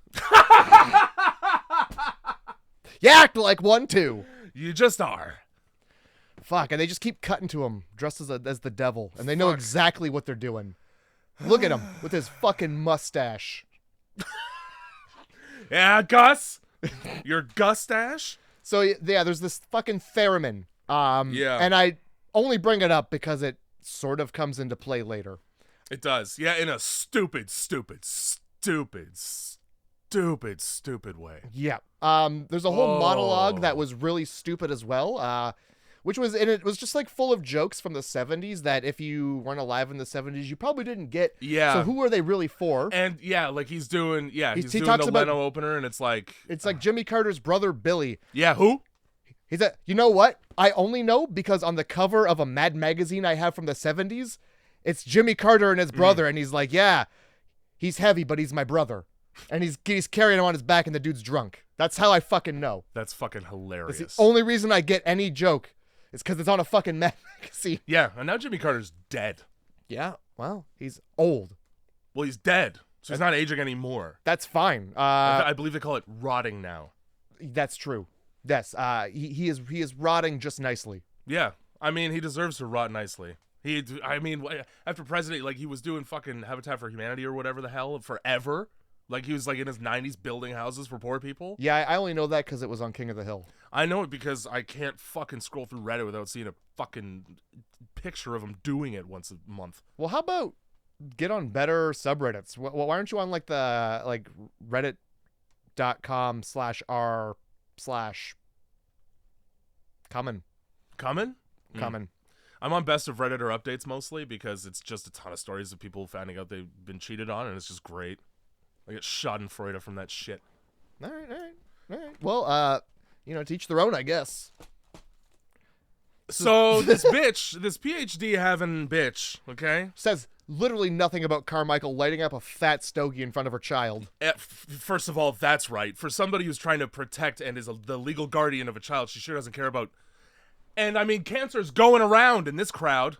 Oh, yeah. Especially lungs, so be careful. You hang out with Carmichael long enough. Fucking, yeah, you turn into a Madeline. And I don't mean the delicious French baked good. A ladyfinger? That's a potato. No. No, I'm thinking of fingerlings. Yeah. I think I'm... They may be the same thing. They may be. I don't know. I only know of it because it's Transporter, Jason Statham. Does he... The French detective loves Madeleines. And his weird Asian captive makes some in order to hide the fact that she's a weird Asian captive. Okay. The movie goes places. That sounds like a better... I kind of like that more than this. Oh, it's great. Transporter and 2 are great movies. Madeleines sound fucking fantastic. They are so good. I have had them. Okay. It's like a softer shortbread cookie. Okay. And it has like the score lines in it. They're nice. Okay, so that's nothing like a ladyfinger then. Okay. Then I don't know what a ladyfinger is. I think a ladyfinger is like a long donut, like an eclair almost, but like a thinner one. Okay. Yeah, I don't even think these are stuffed with anything. I think it's just tasty. Oh, okay. Yeah. Well, yeah. Then that's definitely not what I'm thinking of. Cool. Hey, the more you know. What's your favorite baked good? Write in at grindhousemovieclub@gmail.com with your favorite baked good. Or just shout it out loud right now. Right in the library. If you're listening to this in the library, you're in trouble. Yeah. So with this PhD having ass bitch comes a bunch of above-the-neck psychological jargon that basically amounts to I study demons, and I think there's one in this fucking chick. So that's where we're at. Mm-hmm. I'm a parapsychologist. I said it because I am one. We call it psi energy, which no, you don't. That's a Pokemon. It's a whole genre of Pokemon. You're talking about fucking Haunter. You got Ghastly in fucking there. Abra. Abra and Kadabra. And Alakazam. So I don't know how true the lore is behind Abracadabra being called to the name of Abraxas, a demon. But they try to throw that at you. They say that right in the film only so that she can say it again later in the film. That's right. It's a fun thing where you just say something and then you do it only so that later on when you say it, people are like, oh, there it is. They said it. Yeah, just like the headspin comment. Just like when you put the title of your movie in the script somewhere. You know? Superman 3, The Quest for Freedom, or whatever the fuck it was. That's why they call me Superman 3. So, here's the thing. Yep. There's a lot of horror movies where they give the demon a name. Yes, sir. And there's a lot of times where the name they choose is a mistake. The ones that come to mind, The Bye-Bye Man. Okay, yep. In what's it called? The Unborn, the nickname for the kid is Jumby. Oh my god, I hate that so bad. There's I Am Zozo is one. Anyway, my point is, Mr. Wriggles dog, Mr. fucking Wriggles? That's a children's show.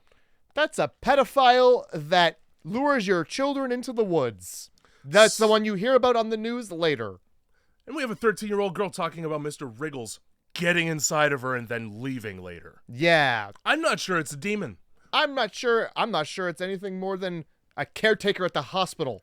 Also, coming in late at night. She's 13. She's not fucking 5. Come up with a better name.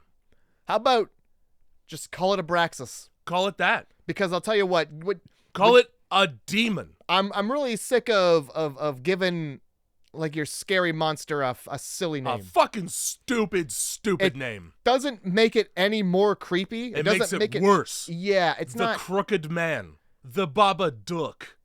Are you sure, guys? Well, look, how about Satan? I'm just go right for Satan every time. Fuck it. I'm gonna let the Babadook. I'm gonna let that one slide because it comes with a whole. It's an onomatopoeia. Yeah, it's a whole story. Fine. There's a book there. There's a little backstory to the name. And it is technically a book for children, I guess. But like the Slender Man, like okay, yeah. He's a skinny dude in a suit. Yeah. Call him the Well-Suited Man. The Well-Suited Man's taking your children away. Call him the 1%. It's scary enough. It's CP. CP Slender Man. Child Protective Slender Man. We'll get you away from your parents who are smoking meth and into the woods with me. It's better. Oh, shit. Christ. Anyway, my point is, yeah, don't fucking do that anymore. Don't have a fucking soup that's supposed to be scary thing, and then you give it a fun little bouncy saily name. Yeah. Mr. Wriggles. Mr. Wriggles is... that's the name of a guy that teaches colors to your child. How about Pennywise? I don't like that one either. Pennywise, it's just old. Old-timey fucking... Yeah, but he's like a demon. You give him a silly name. The Shapeshifter. I mean, you could do anything. Just call it. Yeah, it. Perfect. You don't know what it is. Boom. What is it? Yeah, and the mystery itself is a little bit frightening. Hey, that's how that works. Yeah, don't read too much into it though, because you're gonna end up reading about children fucking each other.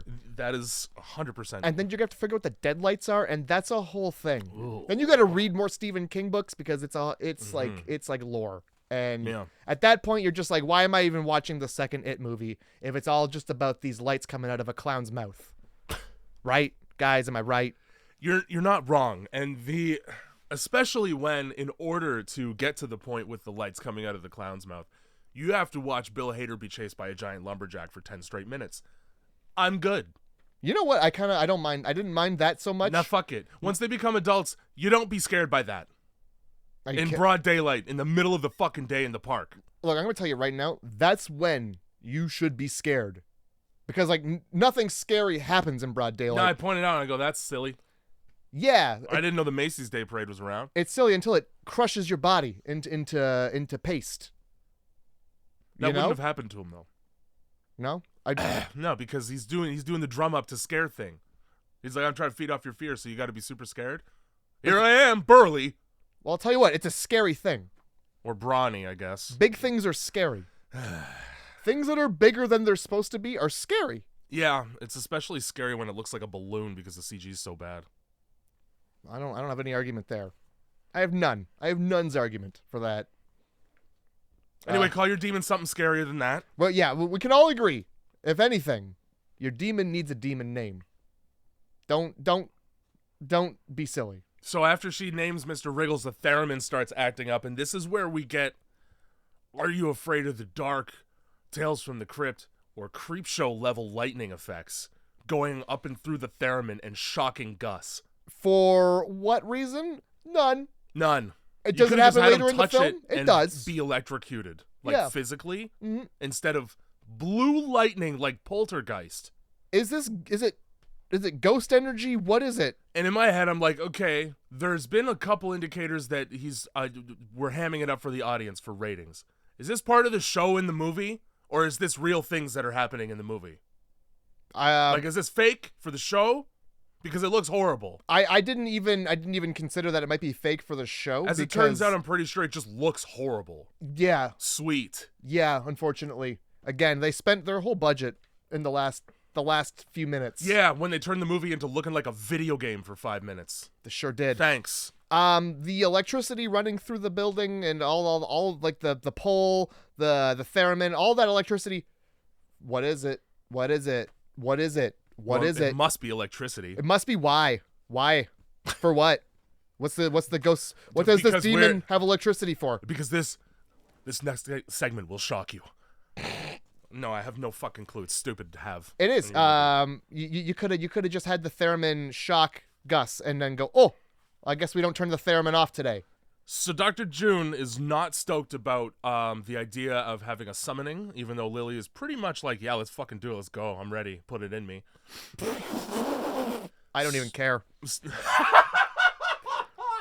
That story still comes up every so often. I tell everybody it. Fucking. So her and Jack have a little argument where she accuses him of ambushing her. Pause. It's been established that there were restraints backstage the entire show. Yeah, I believe Gus noticed it right away, so it's not like they were hidden. He doesn't look like an astute individual. Dr. June also says out loud with her mouth, I have some restraints in the back if someone wants to get them. What ambush? You came prepared for this. Why did you bring those if you care so much about not doing it? What are those? If you were to put that was your line in the sand, I'm definitely not going to restrain her and summon a demon. But I'll bring the restraints for the demon summoning. Just to show you, if I were to, these are them. And if I was going to put them on her, it would go like this. Mm-hmm. And if I were to summon a demon, I'd put her to sleep like this. And now, if the demon comes out, we got her restrained, so it's all good. So fake anger from, I don't even know why you would have that conversation. She obviously knew what she was in store for bringing this chick on. Here's the other thing. The whole time that we're summoning the demon inside of Lily, Carmichael's like, this is simple hypnotism. And June gets really upset because she's like, I didn't hypnotize her. Yeah, you fucking did. You put her to sleep. You kind of did. You kind of did, What is June. that if not hypnotism, June? It's suggestive sleeping. I suggested she sleep, and she took my suggestion. Yeah. Oh, yeah, also age regression therapy? Why are you trying to make her younger? That's really weird because she talks like she's an adult. So, did you do it backwards? Did you age degress her? Age digression therapy. Well, I brought her out of the age regression and we overshot it by like 20 years. I made her 80. I made her an 80-year-old woman. That's why she's so polite to you. That's why she says the word handsome. Yeah, a lot. Fucking, look, say you're not going to summon the demon all you want. Go ahead. Say it. Oh, man, I don't want to summon this demon. I knew they were going to summon that demon. Why would they bring her in? Just to have them talk about it? That and, like, I knew it was going to happen the second Lily's like, hey, oh, you know what? You needn't, first of all, said the word needn't. Yeah, I know it's a demon already if I hear that. Oh, yeah. Let's throw back some fucking, I don't know, Victorian English here. Yeah. You needn't worry about your show. It's either a demon or a vampire if you say needn't. Oof. You needn't worry about your show because you're going to be famous. I know it. Yeah. Watch me make you famous. Yeah. Not in the way you want. So, demons are just like a shitty genie. Yeah, you'll get your wish, but it's at the bottom of the ocean. Like, you get your wish. Don't ask. I'm just gonna guess by your intentions. And if I'm right, that's great. If I'm wrong, well, I'm a demon. So what the fuck are you gonna do about it? Yeah, chalk it up to evil demon shit. Oh, silly me. Whoops. That's demons. So we're at summoning the demon, and just to be clear, we are 2/3 into the movie's runtime, literally at this point. We are in the latter 30 minutes of an hour-and-a-half film when a single thing starts happening. It is, we are deep in it. Let me tell you, this demon sucks. Because who watched The Exorcist and went, I want to do that? Let's do exactly that. Let's do exactly The Exorcist all the way down to the face cuts when it's the demon to tell the difference. I enjoyed that. Yeah, I know I didn't. You know what? Sorry, that's the wrong word. I noticed that. Yes, you did. She's got this green long... eyes as well. It's fucking Reagan. She's basically wearing what Reagan wears in The Exorcist. Yeah. They keep the hair super fucking long. Yep. Just so that they can like hide the face for a second and then reveal that it's a demon face when instead. She looks up and ooh, different. Ooh, it's slightly different. Oh my god. And you know, demons, when they want to prove that they're scary, they write a song about fucking. Which is what this demon does. In order to expose the relationship between the doctor and the host of the show, who would care? His wife is dead. I don't even think there's like a relationship. I think the demon's just trying to set them up. I guess. He's just like... They were getting real close to each other backstage, but there's really no evidence otherwise. What did I write? I wrote something. Fucking... I don't even know. It was something about them being hooked up. And I'll tell you what, it was fucking disrespectful. That's for sure. So I think we're at the stage now in the culture where if demons are acting silly, they're not fucking scary, so don't have them do that. Yeah, it's been done. A fun little Jack and Jill rhyme about banging? I'd rather it be a demon instead of a 12-year-old boy on the schoolyard trying to hurt a girl's feelings. Yeah. You know? And then on top of that, Dr. June gets so upset, she slaps this kid in the face. Oh my god. As if you haven't been studying her for years? You should be used to this. She slaps the shit out of the child. Yeah, right on live television. Good therapist. It's You're real gonna get good your look. fucking card revoked. You're gonna get your fucking child taken away. Yes! That's going... What the fuck has been happening behind closed doors? Oh my god. And then for half a second when she's trying to console her, you get like a cool demon face, like a flash of it. But you don't get to see, and it just goes right back to regular makeup after that. Yeah. She like lunges at the hand and tries to bite it, and it's like 2 frames of a cool, what I think, because I only saw 2 frames of it, was probably a cool demon face. I'm sure if there were more frames, I'd be like, ew, it's dumb. Oh my god. It might as well be fucking Grave Encounters right there. Oh yes. Show me the whole demon face full frame. You son of a bitch. Yeah, so she gets like slapped, and then Lily's like, "Why would you do that? You know I can't help it." And then she's like, "Oh, you're right," and that's when she like goes to like nip her. Yeah, gives her a bite, like a nervous dog. Yeah. So June then speaks the worst Latin I've ever heard, trying to expel this demon. She actually says "Satanus," which let me tell you, nah, it ain't. You sure? You sure it's not Latin for Satan is? Inya? Satan lasagna. Satan lasagna. Yep. June can't act worth a shit either. She screams at one point trying to get this demon out, and it's like the dumbest. It's the kind of scream that you'd hear somebody like they're trying to beat their deadlift record. And while they're pulling, that's the scream. Or they're just having a duke. Yeah. Why is everybody when they yell sound like they're shitting in this movie? Well, it's because what do you sound like when you yell? Because I bet it sounds like you're duking. Maybe. If it's an emotional yell. I wrote, the demon tries to set Jack and June up by reminding him the worms are finished off with Minnie long ago. Oh, yeah. And so he can screw whoever he wants. And June thinks he's handsome, so... Great. Who else? That's really all it takes. Yeah. So that's the checklist for relation. Do you have a dead wife? And do you make me wet? And if the answer is yes to both, well, it's happening. The child told me you thought... The child told me that your wife is currently being devoured by bugs. You want to do something about that? Now, what if I said you were handsome? Would you want to bust my guts open? Like your wives are being right now in the ground?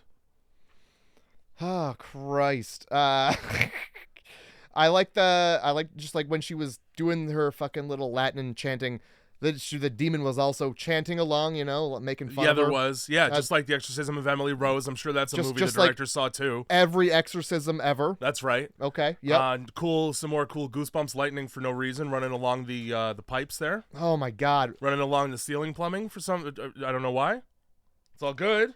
Okay, but first these messages. You know what this lightning is like? If it were purple, it would be like Ivan Ooze's lightning. It would be. from fucking Power Rangers. It's like it's so bad that I want to say that it's just like a stock effect from like Sony Vegas. Yeah, something like But that. it's not.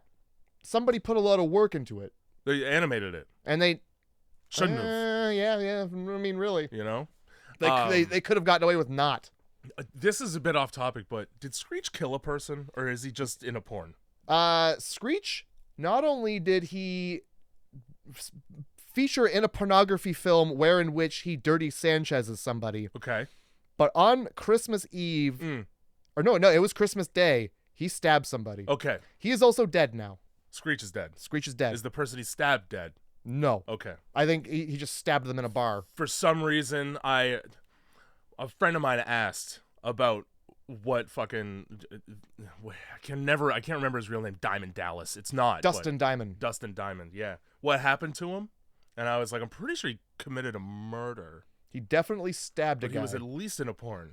He was absolutely in a So porno. I'm glad I was half right. Hey, there's a reason he wasn't in the remake, you know? Yeah. The- I the- think he was also on some like real life show, fucking reality show where he's like, yeah, I'm a drug addict and it's horrible or something. he was probably on The Apprentice or something. Yeah, it was something like that. Or fucking Love is Blind, or I don't know. Either way. Whatever the 90s version of that was. fucking Shot of Love with Tequila? Ugh, fuck. I don't want to look for love if that's what I'm finding. Yeah. Tequila on the other end of that. That's a really rough shot. I'll go sober, thanks. Yeah. That's the one that makes you see the Lord. Anyway, getting back to Late Night with the Devil here. Absolutely. Right here I wrote, I get it. The Leo guy is TV production ratings scum. We don't need to go back to the same conversation between Gus, Jack, and Leo 5 or 6 times. We sure do. We know all of their stories after 2 times. That third time is really hitting it home, though. You could have had half of these commercial breaks and it would have changed nothing. Actually, I would have been happier because the movie would have ended more soon. Are you sure? Are you sure you didn't enjoy hearing that Jack really needs to talk to this fucking Cavendish group of people who are in the audience somewhere in the audience? Yeah, it certainly isn't the ominous, unmoving skeleton.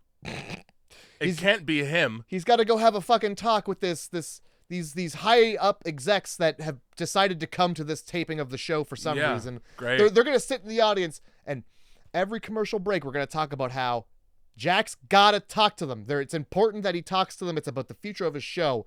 Okay, I'll talk to them, but first we gotta really make fun of Gus because he's portly and bald. I think what they're really here for is to watch me shit on Gus.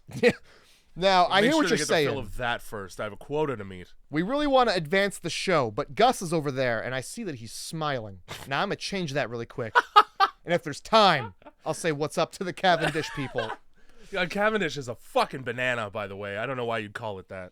Oh, fuck. I thought it was... It sounds like it's fancy... It's an apple, actually. It's It, either a banana or an apple, either way. it's some sort of fucking food. Yeah, anyway, for sure. it's a fruit or vegetable. Yeah. Well, I'll give you that. But it sounds like a company that like makes like caviar, you know? Cavendish caviar. Just or like fancy seafood.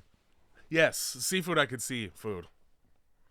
There's Ha. always a weird, too long of a beat between something about his wife happening to him and him sort of putting the pieces together. Like, every time his wife comes up, it's some shit that's obviously about his wife. And then we cut to commercial, and when we come back, he's like, I think that was my wife. You know, I think my wife had something to do with this. Right here I wrote, this is boring, I'm here for demons. Carmichael trying to disprove possession with a fog machine. That's another example of me writing something, and then somebody in the fucking movie pointing it right at it. Yeah. Oh, it's a fog machine, everyone. Where there's smoke, there's a fog machine. Holy That's what we fuck. say. Thanks for holding my hand through these tulips. I wouldn't be able to walk otherwise, eh? So during this like the demon contact, like she levitates up in this chair. Yep. The chair lifts up off the ground. That's accurate. And that is something that everybody sees, like the whole thing. Yep. And still, Yep. having seen it with his own eyes, That's refuses. just stage access, whatever the fuck he says.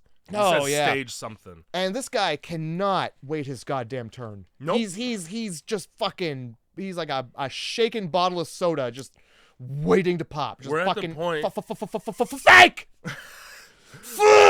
Fake. He's just He's sitting there autistic just, about it.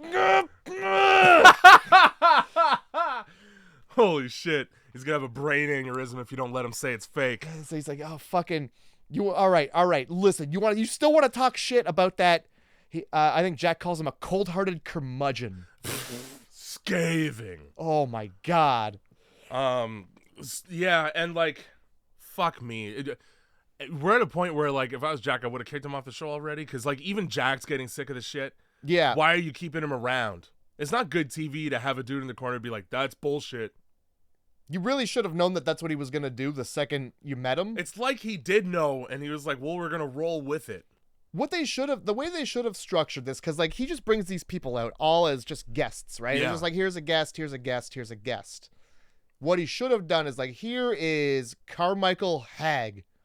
He's got $100,000, and we're gonna bring out some people, and they're gonna see if they can convince him to hand over that $100,000. Yeah. Now, the whole thing about this is that if you want that $100,000, you got to play by his rules. Yes. Now his rules are he's keeping the $100,000. he's gonna find a reason not to give it to you. Now why don't you get up there and spook the audience? Like it should have been like a thing and not just he's in the middle. Like a Tom Green prank almost. Yeah, he's here to talk shit about everybody. Carmichael stuffed $100,000 into this raccoon, and you got to go in through its ass to get it. You got to answer the phone call. Fuck. Hilarious.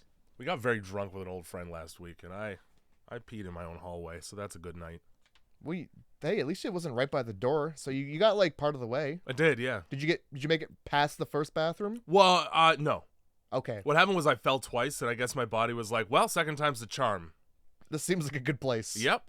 This is as good a place as any. My roommate goes, yeah, so you see that towel on the floor? You fell there, and then there was a puddle. Yeah, sounds about right. Sounds about right when you drink an entire 2.6 of vodka. So. Inconsequential. I don't know why you spilled there after I got up. I have no idea. So, here's the thing. Okay, so I'm getting so mad. Yep. Oh, yeah, go ahead. Get mad. Here's the thing about hypnosis in movies, okay? Okay. You as a viewer are not being hypnotized. No. So you're kind of just watching a man speak softly to another man in a chair? Let's speed it up. I don't need the entire process of hypnosis from getting into the chair to pulling out the watch to having the spiral in the watch. The real time watching the watch go back and forth until you get sleepy. Completely uninterrupted by anything process of hypnotizing a person. If you want this experience, go ahead, fire up your N64, pop in Pokemon Stadium, and why don't you play that mini game where everybody's a fucking drowsy and you're just hypnotizing each other? That's what it is. Because the second somebody wins, it takes for fucking ever for this animation. Holy shit, it does. Anyway, this is long for no fucking reason. We're padding for time here. Have you ever been to a hypnotist? No. Well, let me tell you. I don't know if it's real, but the hypnotist I experienced was a bad one. I think a better word for it is suggestion. I think a better word for it is really hoping who you're hypnotizing goes along with it. Yeah. Or else you look like a dick. Yeah. So I went along with it because I felt bad. Yeah. And then it started going too far where he was like, you're making me feel silly. We're done here. This is it. Call it here. I let it go for a little bit, and I feel like everybody else also does that, and they just don't know when to call it quits. I've heard a bunch of people, interviews after being hypnotized, that were like, yeah, no, I was aware of it. It was just a good time. I think that's all it is, guys. So every hypnotist just has a huge fucking head. Yeah, I can hypnotize everybody. Oh, I'll convince you to cluck like a chicken and fuck your best friend. And little does he know, like, well, I wanted to do both of those things already. You got an excuse? Get Perfect. out of my way. This is great. All I gotta do is sit for a second. Anyway, hypnotism is fucking dumb, so having an entire round of it in your movie is just a boring waste. Especially when one of the most exciting things in the movie happens during this, and you're tricked into thinking that the worms coming out of Gus, whose phobia is worms, are real, and then they're not. Like a fucking shitty dream sequence. And then, if that wasn't enough, let's roll the tape back, the even more boring real version, and then watch characters watch it. Copy-paste your movie into your movie, and then watch it. Riveting. Nobody's doing this. Holy fucking shit. So then in my head I go, well, if they're rewinding that back, then why don't they rewind back the fucking chair levitating? And then guess who says that? Did I write the movie, Matt? Are you trying to say that this movie is predictable? Oh, I am a psychic. Oh, yeah. I feel like Cillian Murphy in Red Lights. Little did I know this whole time that I was psychic. What did I predict? Prediction. He brings the devil on in the hopes that this will make people watch, was what I wrote before we even finished the fucking montage at the beginning. The intro. Yeah. Perfect. Love that. Great. Nailed it. That's boop, boop, boop. And then, but I'm not gonna lie, I thought the whole time the devil was gonna be Gus. And I thought we were gonna get like a devil situation. Fat Gus Devil? Yeah, like, well, have you seen the movie Devil? In the elevator? Yeah, I thought it was gonna be like, oh, this is the guy who you least suspect, and then it's just him like, I'm Gus. So I think the one through line between this movie and Devil is that having your movie take place in one location is a real easy way to make a fucking boring movie. Yeah, I was pretty okay with that. I knew it wasn't gonna take me a long time to watch it because it wasn't. There's nothing for characters to interact with aside from each other. All you gotta know is this takes place on a set. Perfect. Boom. This probably took 45 minutes to film. Probably.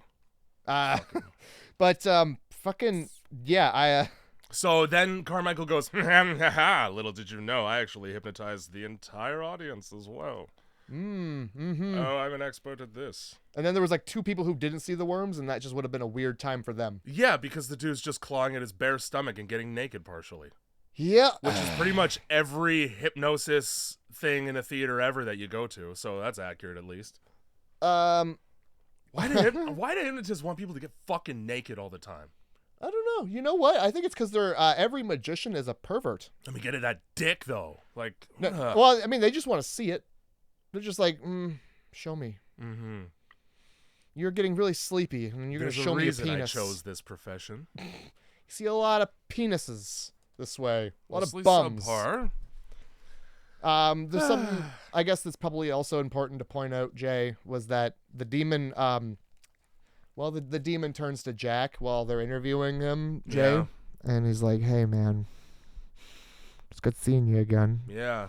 Remember that time? Grove? Remember he didn't say Grove. He doesn't say Grove, Jay. You got to put it together. Oh, in the tall trees. Remember the tall trees? Remember the tall trees? And then you also remember at the beginning, if you were listening, you would have heard that the grove gets together in the redwood forest. Yeah. Those are tall trees. Yeah. If you saw Star Wars, it's where the Ewoks live. It's kind of interesting to me that it's trying to be clever. But where? Sorry, I didn't.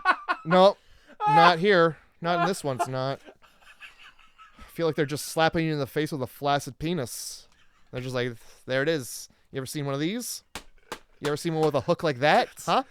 That's how I was gonna end my sentence. Basically, it's trying to be clever, but it's just hitting you in the face with a flaccid penis. So, you ever seen one that hooks like this? Remember that in the tall trees? Yeah. Remember behind the tall trees? Yeah. Remember I this? my bush yesterday, so you don't have to worry about seeing the forest for them. Yeah. I trimmed my bush so there was more penis to hit you with. That's how that works. I can grip it from the lower part and just. Oh shit! Fucking. There's your movie. Yeah, I got a 300-year-old redwood for you right here. Why is it drippy? That's the way God made it. Why is it red? I'm in God's image. Busy. I'm made in God's image. All right. Yeah. Oh, here we go. So all those boring things I just described. Hang on to your hats. Hold on. We're gonna sit through a frame by frame. Oh, good. Yes. Replay of glitchy VHS tape footage. Jay, now. And we're going to sit and watch every frame of this until a fucking emaciated ass, Gandhi ass dead wife is just behind you yelling. Now, Not even a jump scare, just a still image of a dead wife in a hospital gown. Very upset. I'm so happy I'm not only am I I've got happy that nothing. we sat there and watched it, I'm happy that they put in the movie Jack's dissatisfaction with the speed of the playback. Oh my God, yes. 3 times. Because you say frame by frame, but he's like, no, do it frame by frame. And then they don't. And then they go slower. What's slower than frame by frame, Jack? You gonna 1 frame a day? What are we doing? A negative that needs to be developed. And then how many frames do we fucking sit through Before until we get it's to the 1? Probably 15. it it should have been just there. Yes. I'm in my chair like, let's get to the thing you want to see now, though. I'm not gonna lie, Merely the fact that I had enough time to say all those words out loud. I am absolutely certain the first playback did not have this frame. It didn't. Nope. Because I was like, what are we playing back for, Jack? It was a different. You get to see like the burn-in image. Sure. And then he goes, wait. I didn't see that. What I thought we were gonna see was like the girl do something crazy. So I was looking at the girl. Should have been. Should have had something crazy with the girl. And then when it wasn't the girl and it was just, first of all right, when you die, Yeah. do you really think, all right, ghosts, okay, sure. Do you really think that if you get to become a ghost,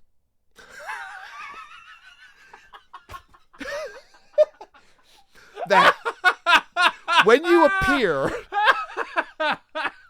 you still have cancer? Do you not get to, like, Tony Hawk Pro Skater customize your character here? Oh, shit. Is it not like a Grand Theft Auto level of character God. customization? Can I not just, like, dial the hair up a little bit? The implication. What if you get blown up? Oh, Are good. you just parts on the floor? I would say I'm being hunted, but it's just arms and legs everywhere. When you show up, is it the explosion again? It's just fucking Thing. You're just, Thing. Yeah, Yeah. his name's Thing. The Borg from Society. I got caught in the press. Jesus Christ. Holy fuck. I kind of feel like God's a dick if he makes you do that. All right, you can show up for your family who's still alive. But you gotta look like that. You are the way you are. Holy shit. When you die? So, like, when do you become, I guess, why isn't everyone naked? It's true. Is my forever question. Nah. That's a pretty sweet shirt. Your clothes? Your clothes have ghosts? I still want, like, I want alive people to be afraid. I just don't, like, you don't want them laughing. You know?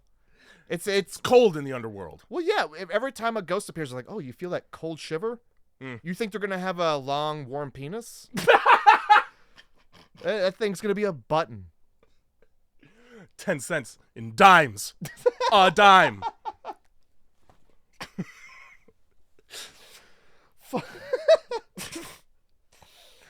Holy hell. So yeah, dude. we just I was waiting for her face to like turn and be like demon face. Yeah, like nah. on the prompter or whatever. Cancer wife. Cancer wife. Surprise.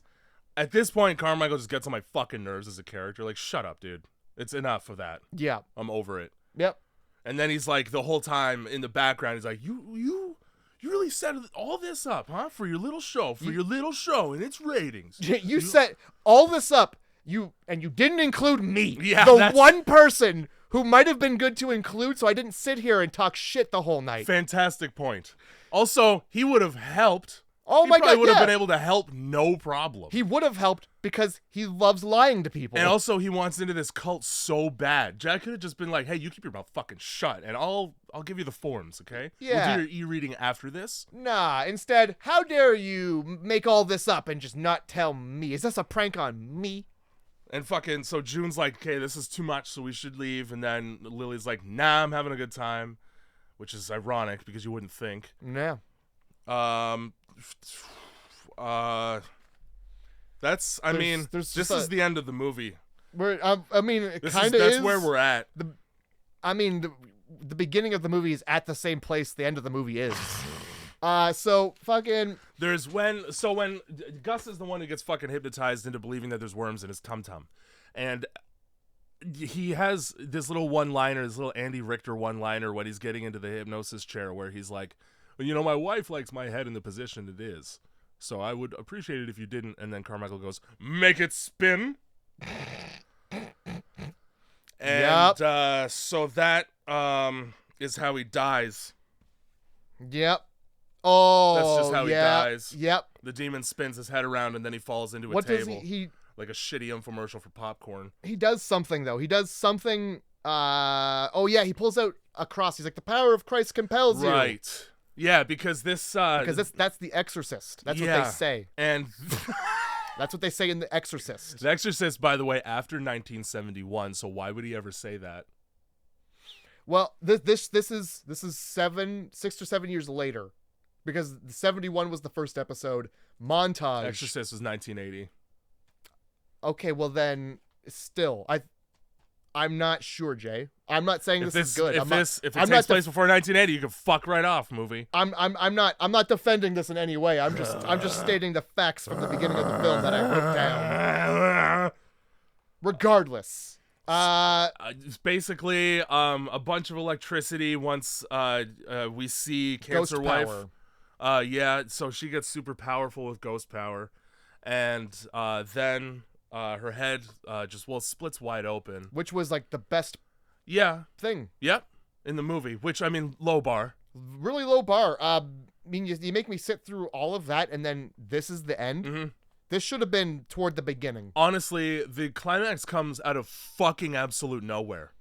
And by climax, you mean like when a lady fakes it. Yeah. It's pretty hard for a dude to fake it unless you got you're drunk. Unless you got a squirt gun of pert. Don't you put soap up there? Certainly not shampoo. Oh, well, you don't put it up there. You just fire it. Oh, it's... Yeah, I'm done. There it is. I just do that thing where you, flick your tongue out and it, shoots spit. Gleek? Yeah, I didn't want to say the word even though I knew what it was.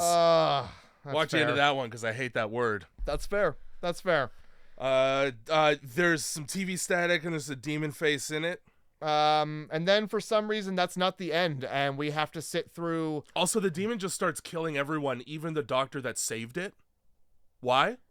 Yeah. So the doctor gets strung up by her little her talisman that she tried to control the demon with earlier. Yeah.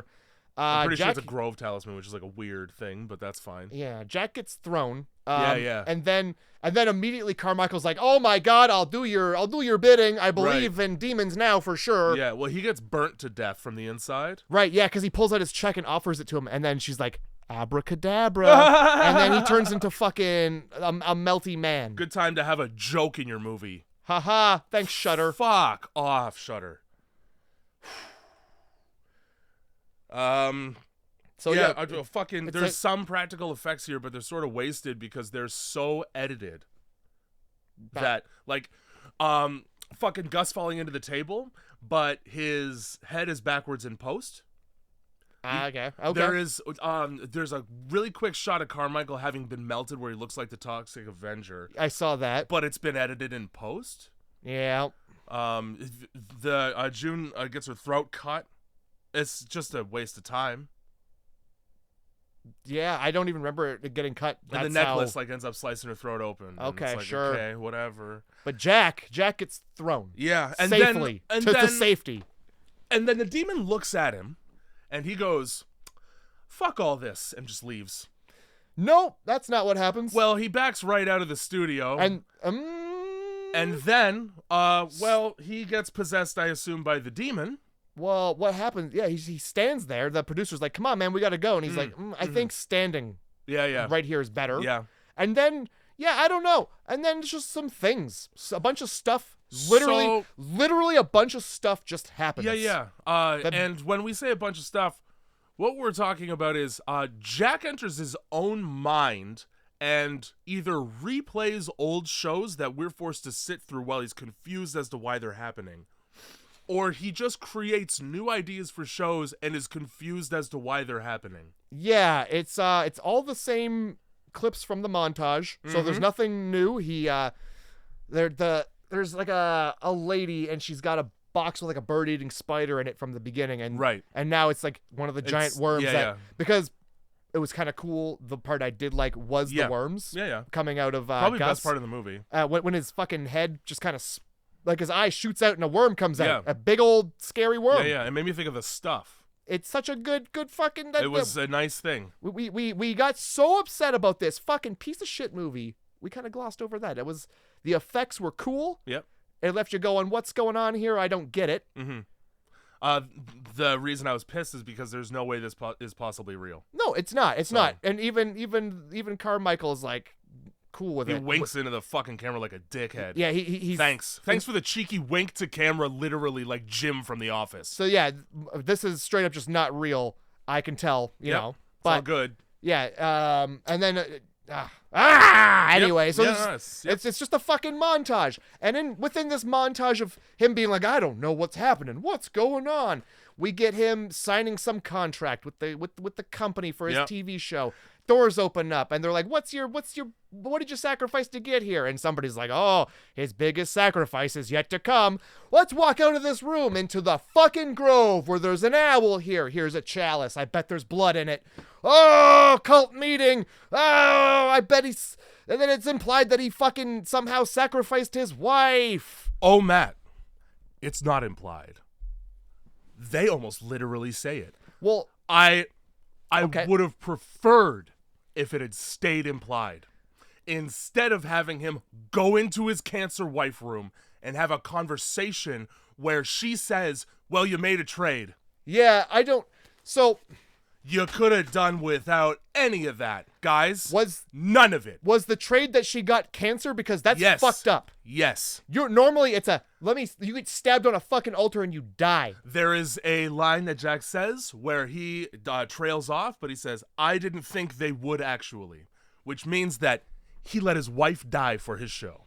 How did they give his wife cancer? Abraxas. Sure. Okay. Oh, did you want an answer? Because that's the one it gives you. And it's not one. So, a demon. Any questions that you have? A demon. Ah. Oh, are you dissatisfied with how weirdly mysterious the movie kept itself? And then just literally spelled out other things? A demon. I already threw my book across the room. That's fine. This is the end. The credits roll on him having stabbed the little girl because in his imagination, he was killing his own wife to save her from the misery of terminal illness. And then, well, the credits roll. You hear some sirens, I guess. He's trying to wake himself up. And then the credits roll. Yeah, I didn't even stick around for the credits to roll, to be honest. I knew the end was coming, and I just kind of was like, all right, good. And I walked away. I had another one of those famous shits I was telling you about. Yeah. I love that we went as heavy as assisted suicide because cancer's painful with a character that we know so little about that it's impossible to give a shit about her. Yep. I don't care about your dead wife. Your dead wife is a set piece that explains your motivation for what you're doing now. I don't want her in the movie. You know what? You know what's a lot of fun? Should have kept her a ghost. Should have just not put her in not mentioned that your wife died. Yeah, of cancer. I didn't need to see your little interview with her being like, exactly. You did this? Yep. Like, exactly. Cool. You could have just showed a ghost at the end and I'd be like, dead wife. Oh shit, dead wife, eh? All right. Make her bald. I don't even care. Dead wife. I would have got it. Tastefully in 13 Ghosts. Anyway, fucking, that's Late Night with the Devil, and it got a 3 out of 10 from me. Yeah. I gave it a 5. I'm dialing it back to a 4 though. It was originally a 4, and then the ending happened. I liked, obviously, the worms. Yep. In the hypnosis. I liked the premise. Oh, the premise was pretty solid, to be honest. That's really good idea. Was why I put it on the list. Absolutely bungled. And I liked that they kept the visuals somewhat period correct at the beginning. Yes. Those are my 3 points out of 10.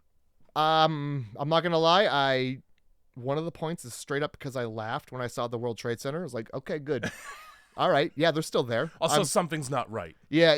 That's another reason why it's more than a 1. There was some laughs to be had at moments where there shouldn't have been laughs. Yeah. And when they wanted there to be laughs, I was just like, come on. Let's go with movie. Really, abracadabra? Abracadabra, really?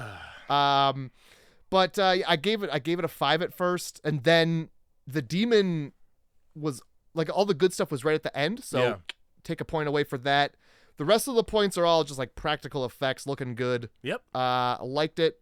Liked the head splitting open. That's cool. I don't know how that's a demon. That doesn't scream demon to me. What's flowing out of you? Also, why is the TV involved?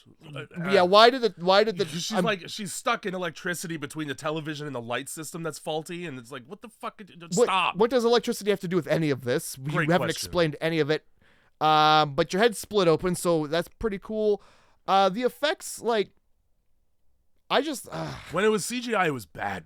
When I picture Shudder, I picture this level of effects. IFC Midnight, you know? Yeah, like it looks cool, but cool. All right. You need more money. Yeah, I feel like y'all just kind of drew up this head split open girl and were like, let's make a movie. Yeah, somebody's highlight reel made its way into this movie. Let's start at the ass end of this film and work our way to the fucking shitty montage at the beginning. Sponsor me tape for visual effects, and you don't get sponsored. Yeah. You get an AM deck. The good news, though, is that I have 4 movies here for you to choose from. All right. And they're fire, and I know it. Okay. One of them I haven't seen. Oh boy, that's a bold move. Yep. But I already know. First theme we got for you is debunking the paranormal / skepticism. Okay. Second theme we got fake medium. Okay. Third theme we got dangerous television. Okay. And the fourth one is victims of the occult. Interesting. Okay.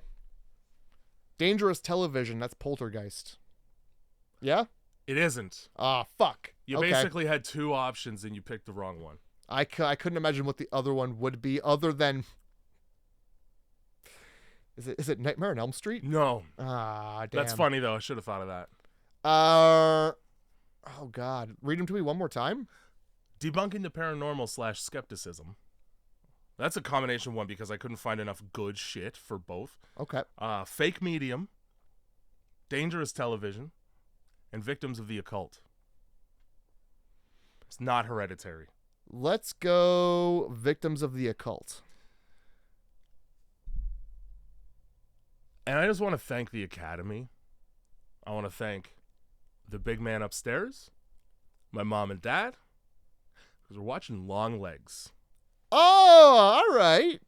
I thought we were gonna go Midsummer. I'm not gonna lie. I understand. There were a lot of options. I'm sort of saving Ari Aster shit because it's like 2.5 hours long. Hey, so is the podcast.